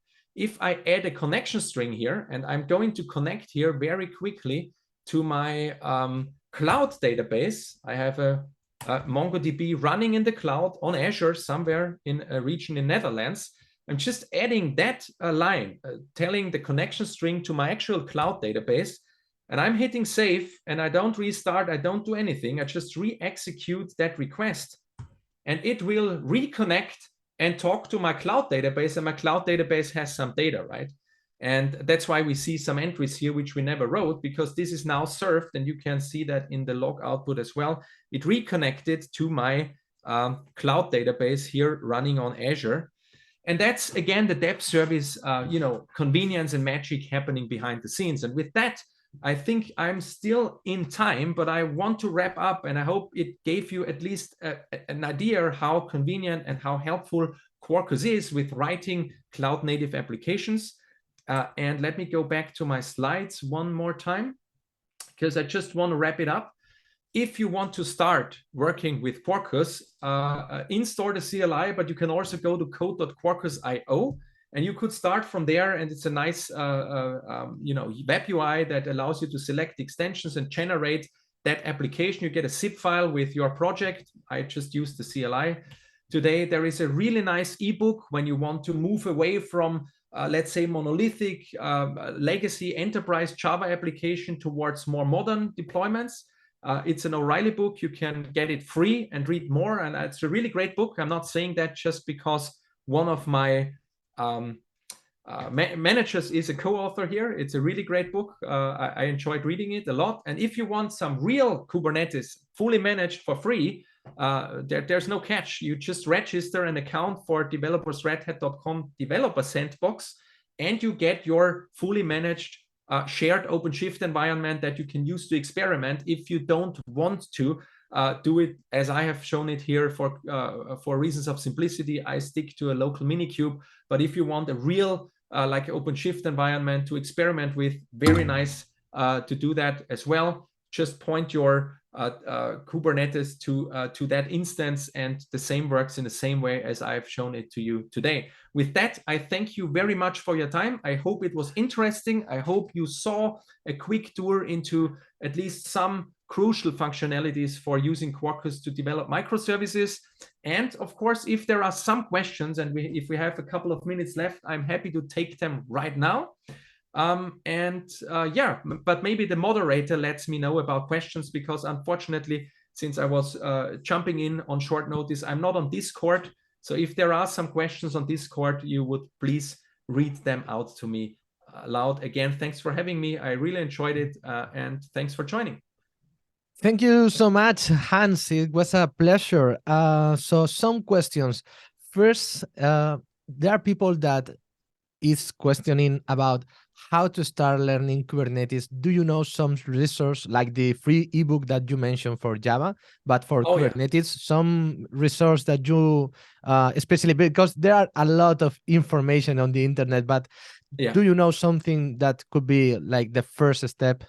Yeah, definitely. So I can share some links. So first of all, what you can always do is we have some great content at Red Hat developers as well. So you saw basically when you start with going to, let me go quickly. I don't know. Am I still sharing? No. No. But I mean, can I still share? Maybe, or if not, you could share the links on the Discord. But check out the developer sandbox, and there you find tons of tutorials how to get started, because then you have your managed Kubernetes, and we have lots of great, like really integrated into the dev sandbox, step-by-step examples that help you learn it. There's also Cube by example, where a lot of colleagues are contributing to from Red Hat. Lots of great tutorials there. And I just picked out one of our free ebooks that some of our colleagues at Red Hat have written, and there are others, of course, for Kubernetes as well. So if you just search for free O'Reilly books from Red Hat, you will find tons of stuff to learn Kubernetes if you want to. So I think there is way more resources out there, even just from Red Hat side than you can reasonably cover. So no shortage on that. So everything in our case is really nicely integrated into the environments. We have tons of tutorials out there. So just go and you will easily find how to learn that. Awesome. Thanks, Hans. Another question is, we are using Kubernetes in this code lab, but you are using Docker as well. And some questioning is about what's the main difference between Docker and Kubernetes, because some people feels like there are some overlapping, especially with Docker and Swarm, that it seems to be similar. Yeah, so first of all, well, in my case, I was not really, so what I did, of course, is my Minikube uses Docker, my local Docker installation, to run. So my Minikube basically is a containerized version of running in Docker here. So that's one thing where I use Docker. For the actual application and for building my container image, I didn't use Docker. I used the Google chip project for that, which means you can build containers without having Docker files. What I did use is I was pushing that image also to Docker. So the image registry in my case was coming from Docker. And in this case, it was a registry that was even inside Kubernetes, okay? But Kubernetes itself is then just taking action upon the images we have in some registry and starts to run those containers. So that's stuff has nothing to do with my local Docker, and this has nothing to do with Docker Compose or Docker Swarm.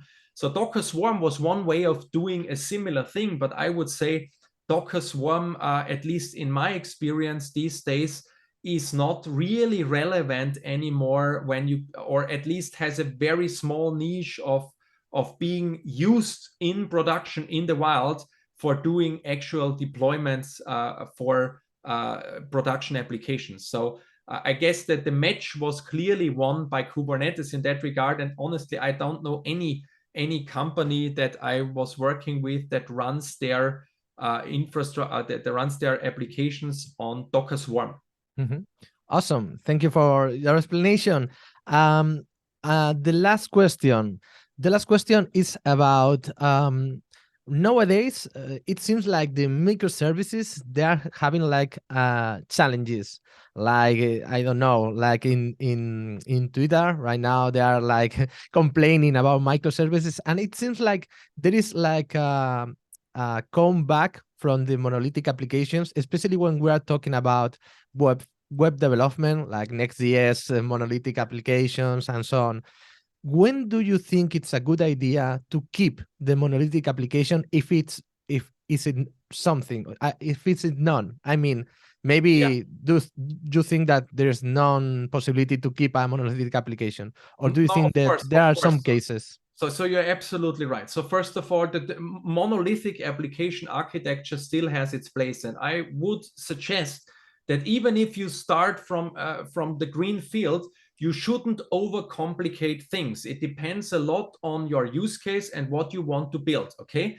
But it's very common, and I would even suggest that you start with a well-structured, maybe monolith first, get your module, your component structure right, and if later in a second step, you could then move towards a microservice architecture. And very rarely, the main reasons should be technical ones. Usually, the number one reason to choose that is because you are having a certain team structure and you have distributed teams that need to work on different parts of the application. So it's very often given because of the way your development teams are structured and the needs you might have regarding independent way of taking different parts of your application and deploy them and update them independently from one another, or if you need to scale certain parts of that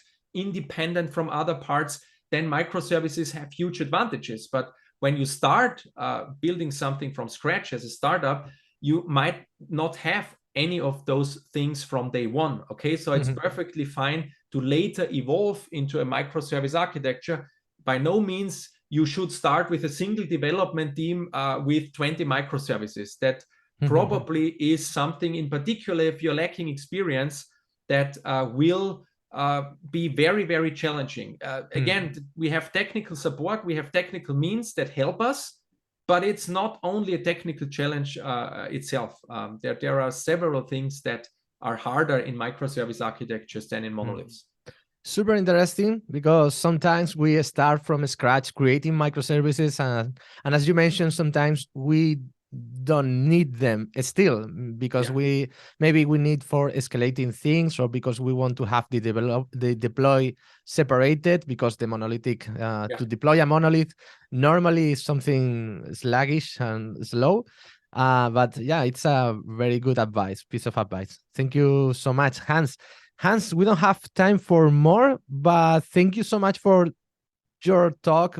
The live coding, it was super interesting. I highly appreciate it, because I know that doing a live coding, it's sometimes hard, sometimes something doesn't work, but you had some errors, and I have to say it's super nice, because that's reality. This is something that happens all the time when you are the developer, and you solved them very well. So congratulations for it. Thanks a lot, and thanks again for having me. I really appreciate it. I wish you lots of success for the rest of the conference, and yeah, see you around. Take care. Take care, Hans. Thank you so much. Bye-bye. Bye-bye.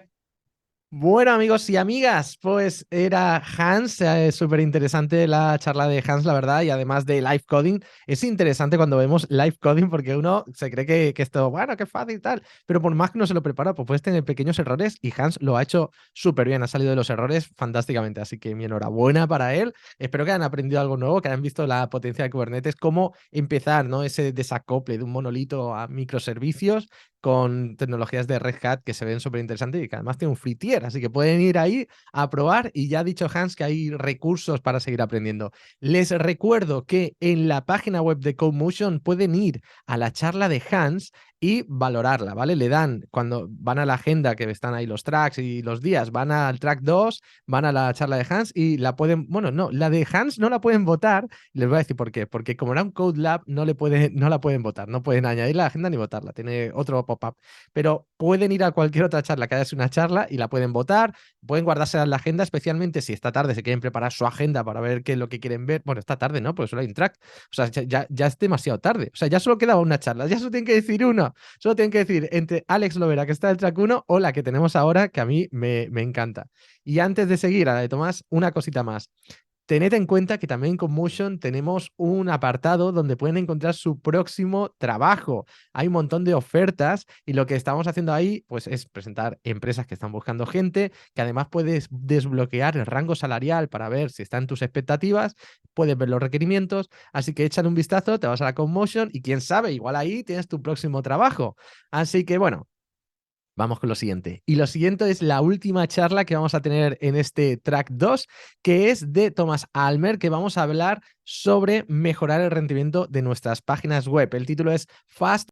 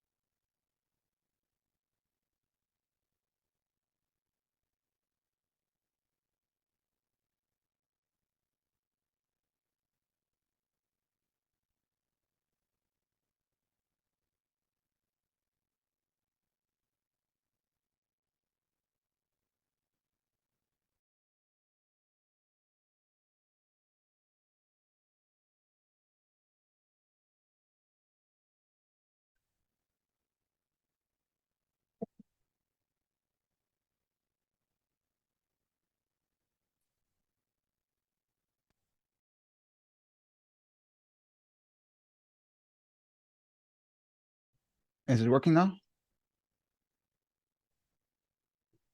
Okay.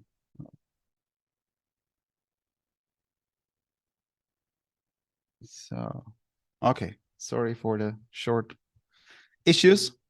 Yeah, so hello, I'm Thomas. I want to introduce you to my presentation about fast websites with web components. And yeah, we will use server-side rendering and progressive federation to get there.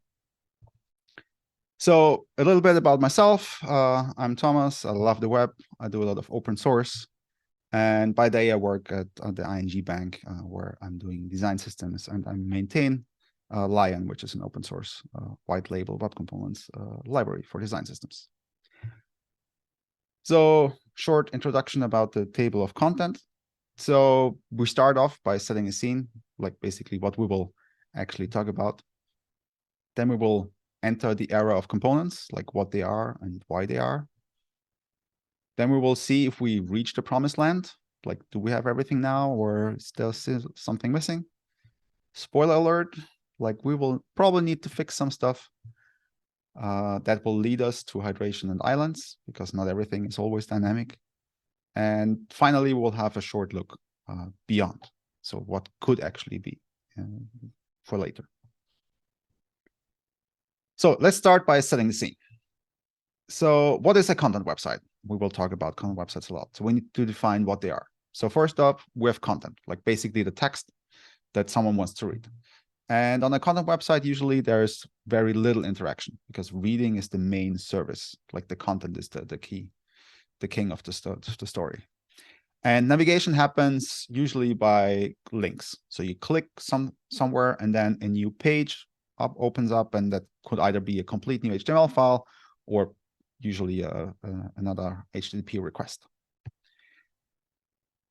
Here are some examples of content websites. So it could be an information website, like for a company or a hobby project. It could be for a documentation, like for APIs, libraries, frameworks, tools, you name it. You've probably seen hundreds of those. Or a newspaper, like a personal blog or a company blog, or even like shops, like e-commerce or subscriptions, or like Amazon, for example. They are more or less content sites. And usually, nowadays, a website is a combination of all of these. So you have maybe a lot of information, a little bit of documentation, maybe a bigger news section on your website, and a tiny part that gives you some shop functionality as well. So there's no clear separation between these site types. And sort of like technically, there are sort of like two ways to achieve these things. So there's like the classical, more or less MPA style. It's called like multi-page application, and multi-page in that sense means that there are multiple HTML files, as you can see here, like each has a different HTML file, and you are sort of organizing them in folders. Whereas in a single page application style, you have only one HTML file, and then all the other content is like actually then loaded by JavaScript files. So basically JavaScript takes over the whole rendering or the whole navigation as well. And first off, to get this out of the way, like you can produce amazing sites with both of these techniques. Like there is no question about that. MPAs is usually a little bit easier to write, especially when we talk about performance, because with an MPA, every page is sort of like a new chance to get performance right. Whereas in SPA, it could be that one page, a bad performance in one page could affect other pages as well. But SPAs are, of course, the king when it comes to higher interactivity. Like if you want to create a website like Figma or functionality like Figma, then an SPA is the way to go. There's no chance you can make this with an MPA. And also with SPAs are really basically needed if you want to have this app feeling where you have like smooth transitions between different pages. Like there's sort of like a side note, there's a spec coming up about which is called Shared Element Transition API, which allows you to do similar things with multi-page applications. So that actually allows you to have a smooth transition between two completely separate HTML files. That's currently in a private or like in an experimental phase, but it looks really promising, and will enable you to like do these transitions without any JavaScript at all. So another huge improvement in the ecosystem of the web. But let's sort of like start off by building one of these pages actually. And I will say, let's build this 90s style, because this is basically how the web started. So in this case, we just make a new folder. We put an index.html file in there, and it will potentially look something like this. So we have a doc type, we have an HTML, we have a head, and then the important part is more like the content. In this case, it's just an H1, and then we have a link to a different page. And then all we do, we create this additional page as well, and then we can add like style sheets and JavaScript as needed if we want to. And basically, this is our page. It has multiple pages, and we can navigate between those. And if I want to go live with this, all I do is like I just take this folder, drag it, drop it onto a service. Like for example, this is from Netlify, and my website is live. Like this is how simple basically the web was, and actually still is if this is your goal. So the web always worked in the way that we have HTML to provide the structure and the content of the website. We have then CSS got introduced, which allows you to control the presentation of your content. It gives you access to formatting and layouts and different variations in how you can organize your actual content. And on top of that, we then have JavaScript, which allows us to introduce additional behavior that's not part of the browser per se itself. And with all of this, we enter the era of components. And before we start, let's make a wish list of what a component should actually be, so we manage our expectation. So a component should, of course, work directly in the browser. If possible, directly, as the code I write should be the same code that also gets executed.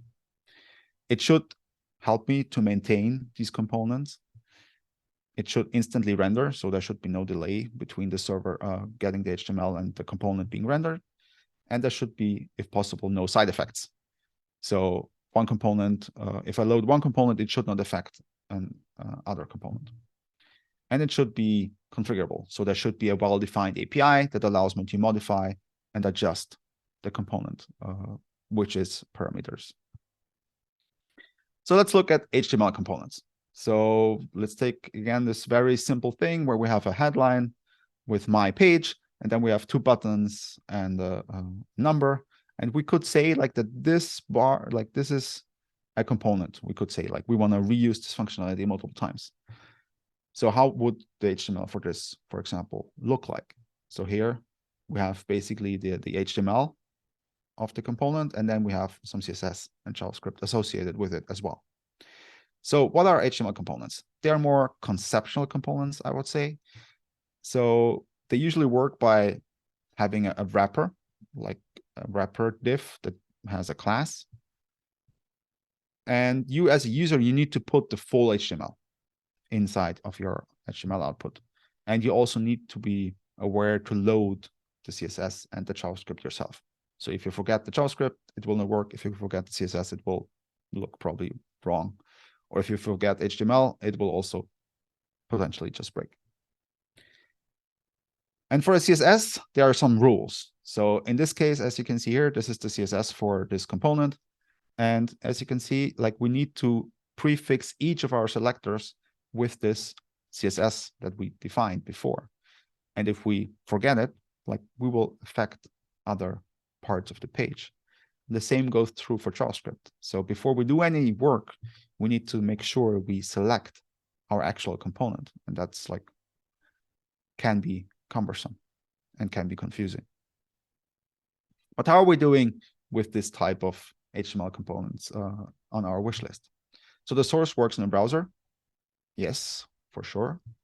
Maintainability is actually quite bad, because if we change, or if we need to change the HTML because our component needs to add a new functionality, then we need to change the HTML in all the places where we used it. So if we use this component in 100 places, we need to change 100 places, which is not good for maintainability. Instant rendering, yes, all the content, CSS is render blocking, so we get directly the nice fully rendered component. There are, of course, the possibility of side effects, because it's basically just you as a developer, your best practice ensures that you don't affect other components. But if you mess up or someone deliberately puts bad code in it, like it can easily change other stuff. And configurable, you can add whatever you want in the HTML. So you can change it. It's hackable, I would say, but it's not a well-defined API. So it's not really configurable.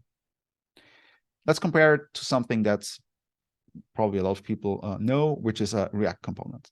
So how would you use a React component? So here I have my application, and then I import my component and I just use it here. So this is now a single class function or tag, however you define it, and we just use it as one instance here.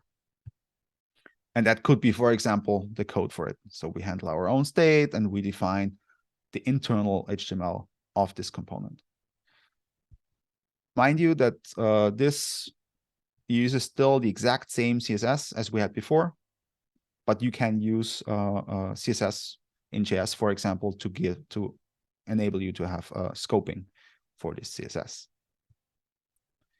So how are we doing on our wish list? The source works in the browser. not really, because we're using JSX and imports, and so we need to do some build process to actually have it running. Maintainability is way better, because now all the internal HTML is actually abstracted away, and the user doesn't need to take care or know about it. We don't get instant rendering, because it only renders once the JavaScript got actually downloaded and executed. Side effects, like by default, React doesn't prevent side effects, especially in CSS, but you can like opt into additional functionality to mitigate this. But configurable, definitely true, like it offers a very clear API.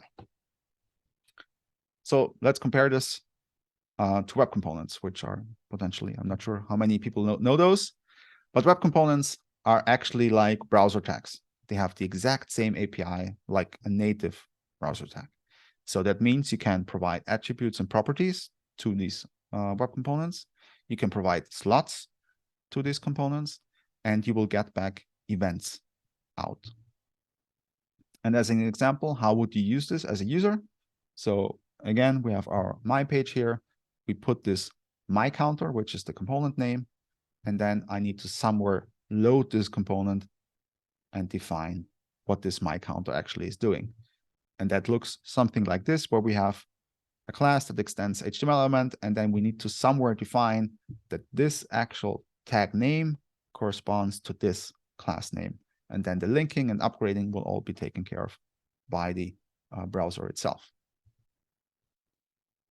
Let's dive a little deeper into how a real application or a real implementation of this would look like. So here we have the HTML element. We define a counter to 0, and then the first thing that's probably different than most of the other components is attach shadow. And here we need to first introduce what is shadow DOM. So shadow DOM is something that the browser always had, but it was more or less hidden before. And the video tag is a great example for this, and I will show later why. And what it gives you is like real CSS encapsulation. And it separates the component like DOM, which is in the shadow, from the light DOM, which is the main DOM or the user DOM. So here's this example of the video tag. So this is as a user, if I want to create a video, all I need to do is like I write video source and I'm done. Like I have a full video player with controls and everything. And as you can see here, like in a video player, even though you only put video, you get like buttons and all this other stuff and controls. And you can, if you enable to look at the shadow DOM of the browser itself, you can see the full content of it. And you can see here, there's the video start and the video end, or the source. And there's like a huge block in between. And this is all the shadow DOM that the browser like says, this is the DOM of the video tag. And this is basically comes from the user agent or the browser itself. And that means that all these buttons that you see, they're also just HTML, but they are part of the browser itself. And so this whole block is basically what is defined by the browser. And it gives you full CSS encapsulation. So if we take this example, we have here an H1 with a background orange, and then we use an H1 here in the body. And then we have a div, and this is sort of like a fake component. And then we have a style where we want to say, okay, for this component, we want to have the H1 with background hot pink. And what will be the output in this case? As you probably know, both of them will be hot pink. So basically, the style is completely overridden by my component here. And now we take the exact same thing, but the only difference we have is like we are now introducing a shadow root here. So now this component, or this div, now has a shadow root. And it means that now all of these stylings are encapsulated. So if we now look at the output, we see that the H1, the original background orange, is affected to the main H1, and only the H1 in the shadow DOM gets affected by this H1 style. And that's really how you can separate, or how you can have true encapsulation in CSS. So after we have our shadow DOM, we need to put something into the shadow DOM. And for that, we use a template. and we are appending the output of this template. And the template can come from anywhere. In this case, we just have it defined somewhere else, and this is a template tag, and then we define in HTML. So this is the HTML that will be put inside of my Shadow DOM.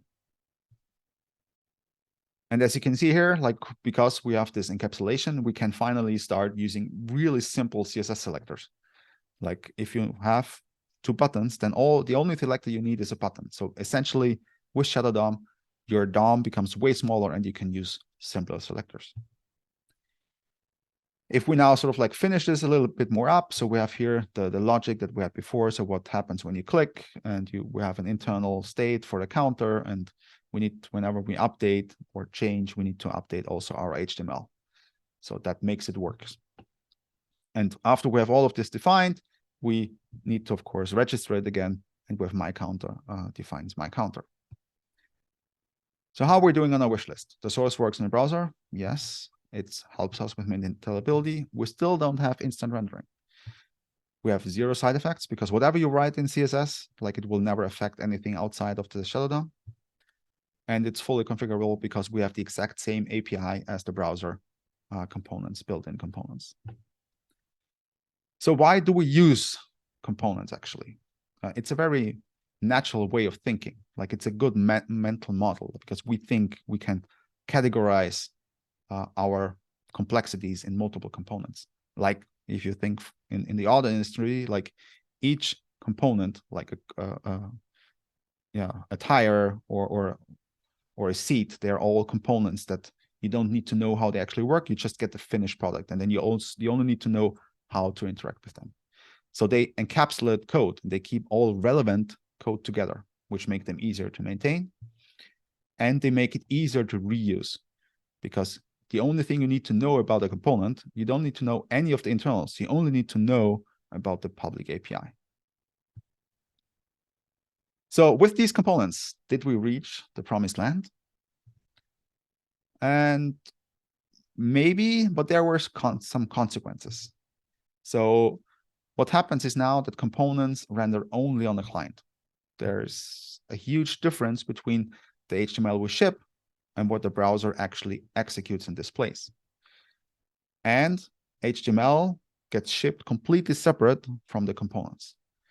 And that can also lead to this infamous white page or white section experience, which is not really nice. So what does it mean in detail? So the shipped HTML is different from the browser HTML. So this is the HTML we send to our clients or to our users. And when they execute JavaScript, what they will actually then execute or display will be this. So there's a difference in the amount of content that will get displayed. Also, if we take the example from before, we have here it's just a simple H1 my page, and that's displayed instantly. And here we have a component that's currently missing because the HTML for it is shipped. So the browser knows that there should be something potentially, but it only gets rendered after the JavaScript gets downloaded and executed. And there can be a delay because JavaScript needs time to download and to process. And that can lead to visual shifts and also like to frustrations if people like have bad connections. So that's not very nice. So what we basically achieved with components is the developer experience got way better, but the user experience actually got worse, like it suffered. So let's fix it. And a common approach to this problem nowadays is like server-side rendering. And with server-side rendering, there's some debate on like is server-side rendering on demand or on build, but for this example, we don't really care at all. Like we will focus on the output of the HTML. So our goal with server-side rendering is that the shipped HTML is as close as possible to the browser displayed HTML.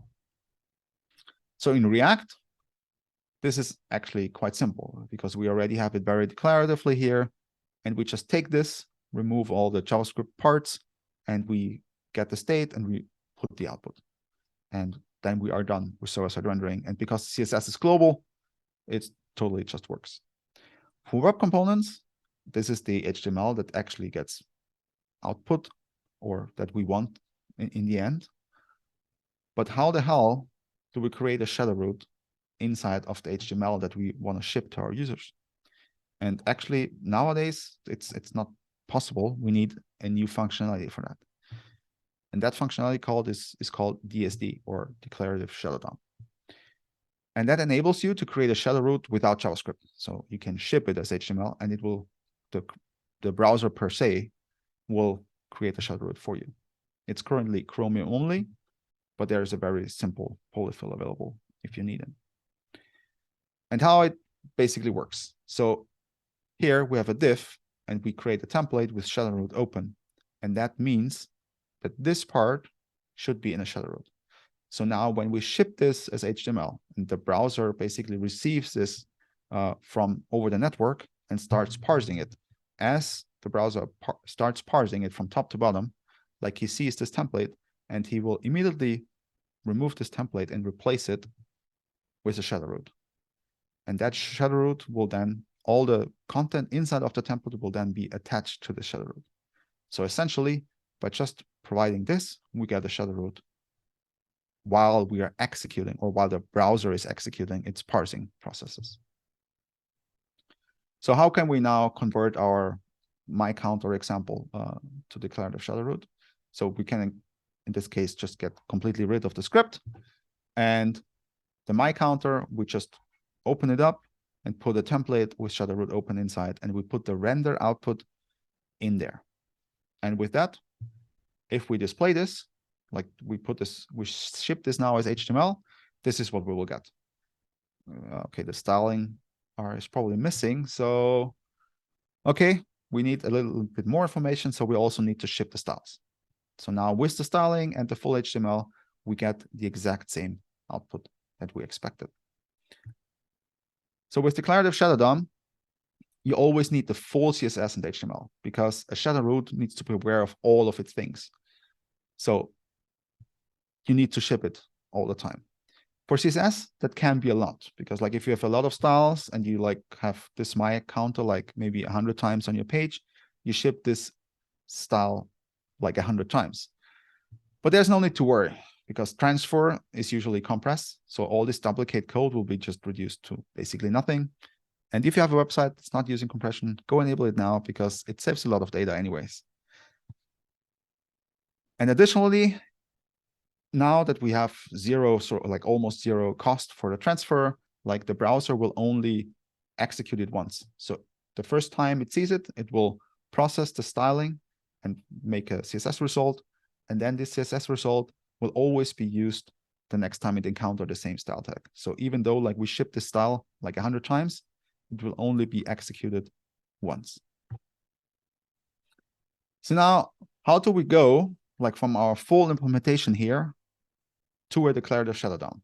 Like making this manually is not what we want. So we want to automatically generate this from the code that we have here. So how do we go from this to this? And for most of the code, it's pretty simple, because like for the template, we can just take the styling and we just put it in. And for a button, it's also okay, because like it's fine. But how do we get like the content of the value? Like there's no reference at all in here. So how do we get this? And there are like sort of two ways. We could start a full browser and like execute our imperative modification of the HTML and then send the result or save the result. Or we would need to lay down some ground rules to enable this functionality. And I currently see some people saying like start a full browser is too slow, or it's like too complex. And I tend to agree. Like it's too much work, especially if you want to do on-demand server-side rendering. So let's put down some rules. So the most important part is like the HTML that we generate, or the CSS, everything we have needs to be fully declarative. And we could use, for example, lit for this. That enables us to put like data and events inside of the HTML declaratively. So now we have this link, that span, that the counter comes into this location. And another rule is like everything is fully declarative, means basically there's nothing can be imperative. Like, so if you change the span content at some point later imperatively, like it will be a no-go. Also, no browser APIs are allowed to be used outside in side effects outside of the class. And like there are also only some lifecycles that are called in the server-side rendering context. But with that, like we can take this as an example. Like we say, this is our input, and then we use a tool like called lidSSR, like it's a lidlabs SSR npm package that has a script that we just call. And with that, it auto-generates from this to this. And with that, we can have a nice authoring experience that we only write the part at the top, and we get the nice developer like user experience for our users that get instant rendering at this page. But now when we try to interact with it, so we click it, nothing happens. So that's not so good. And that brings us to hydration and islands. So this was the output from before, and I lied a little bit, or like I simplified it a little bit, because there's more information inside of what lidSSR outputs. So it also not only outputs the actual HTML, but it also puts in some meta information as HTML comments. And with this meta information, it knows what to do if you want to hydrate. And once you have this meta information, the only thing you need to do is like you need to load your component. So at some point, when we want to have it interactive, we just load the component and it's now interactive again. So let's build a site. So we have a header, a menu, like a footer, some main content. So overall, we have like 7 components. We ship the SSR HTML for it. Like we run it through this process and we send it without needing any JavaScript. And then in order to like make it hydrate, we ship the JavaScript of all these 7 components. And now like we're shipping 7 times the component as HTML and 7 times the component as JavaScript. So we actually ship more content than we shipped before. Isn't that worse? So we ship everything double. And if we look at the actual code, so now we ship this into the HTML, and then we ship this in JavaScript. So we're shipping the same content 2 times. That seems like waste. So is that any good? And generally, maybe. But when you look at most of the pages, only a few of those are dynamic. Here, it's user save or the star rating. Those are actual interactive functionalities. And the rest is just static. So maybe just don't touch it at all. Just only send it as HTML and don't load the JavaScript for it. But how can we do that? And that leads us to progressive hydration. And that's a little bit more the domain of frameworks, because in there, you now need to manage loading, when to load and when to execute these things. So you need to load it when you do this SSR, and then you need to decide when to load it on the client. And there are currently, like, I think 3 systems that support it, like which is Astra, 11D, and Rocket. And I know how it works precisely in Rocket, so I will give an example here. So you somewhere need to define how this component actually gets registered. So you say here, this user save tag is at this location. Then the framework or basically knows how to load it. And then we need to decide, hey, this user save, this needs to load once this component becomes visible or on click or whatever you want. And everything else that doesn't have a loading strategy is not the JavaScript for it. It's not loaded at all. And with that, we have a very good example. We have like a mostly static site. We only ship the JavaScript of 2 components, which is very minimal. We have great developer experience, but we also have great user experience. So if we look at our comparison table, the source works in browser. We need to run it through a script. So that's not true anymore. It's still very maintainable. We get the instant rendering, which is improving the user experience. The side effect, of course, still the same, and configurable, still the same. So maybe a very short look beyond. With that, once you have islands and server-side rendering enabled, you can go crazy with components. Make everything that's visual a component. Like, because if you have only styles, there will be 0 runtime cost. So make those card, icons, headlines, everything you want, make it a web component, because there will be 0 runtime cost. It gives you a simple, consistent developer experience. And you can also go a little bit more crazy. Maybe have components that only render on the server and doesn't do anything on the client. And with web components, also the benefit you get, if you need to use those web components in a context where there's no server-side rendering available, you can still use client-side rendering as a fallback. And it improves SEO and performance. It's a great example. And here is a more concrete example. This is the Rocket documentation site. It starts with 2 kilobytes of main thread JavaScript. It hydrates components as needed. So for example, the search gets hydrated, or like on mobile, it has a drawer, but it only gets loaded if you actually need it. It works completely without JavaScript if the browser supports the Cloud of Shadow DOM. And you can look at it if you want at rocket.modernweb.dev.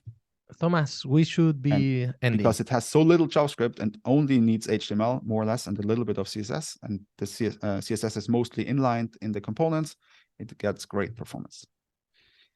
And I want to leave you with this, like doing more with less is a crucial principle to learn, especially if you're going to be in business in this rapidly changing world. So really, I think the mantra is do less as much as possible, especially on a client. And with that, I say thank you. Thomas, thank you so much for your talk. Thank you so much for your talk, and for it's super interesting about using web components with server-side rendering and this island architecture. Thank you so much for sharing your knowledge and your thoughts. Take care. See you later. You could go to the Discord because we don't have time for questions, but there are some questions there. So if you please could go to the Discord and answer them, it would be awesome. Thank you so much, Thomas. Take care. Thank you. Bye. Bye. Y a todo el mundo, nos vamos ahora al track 1 corriendo, que vamos a despedirnos por ahí. Así que vamos con el track 1, con Laura, y te veo allí, ¿vale? Hasta ahora.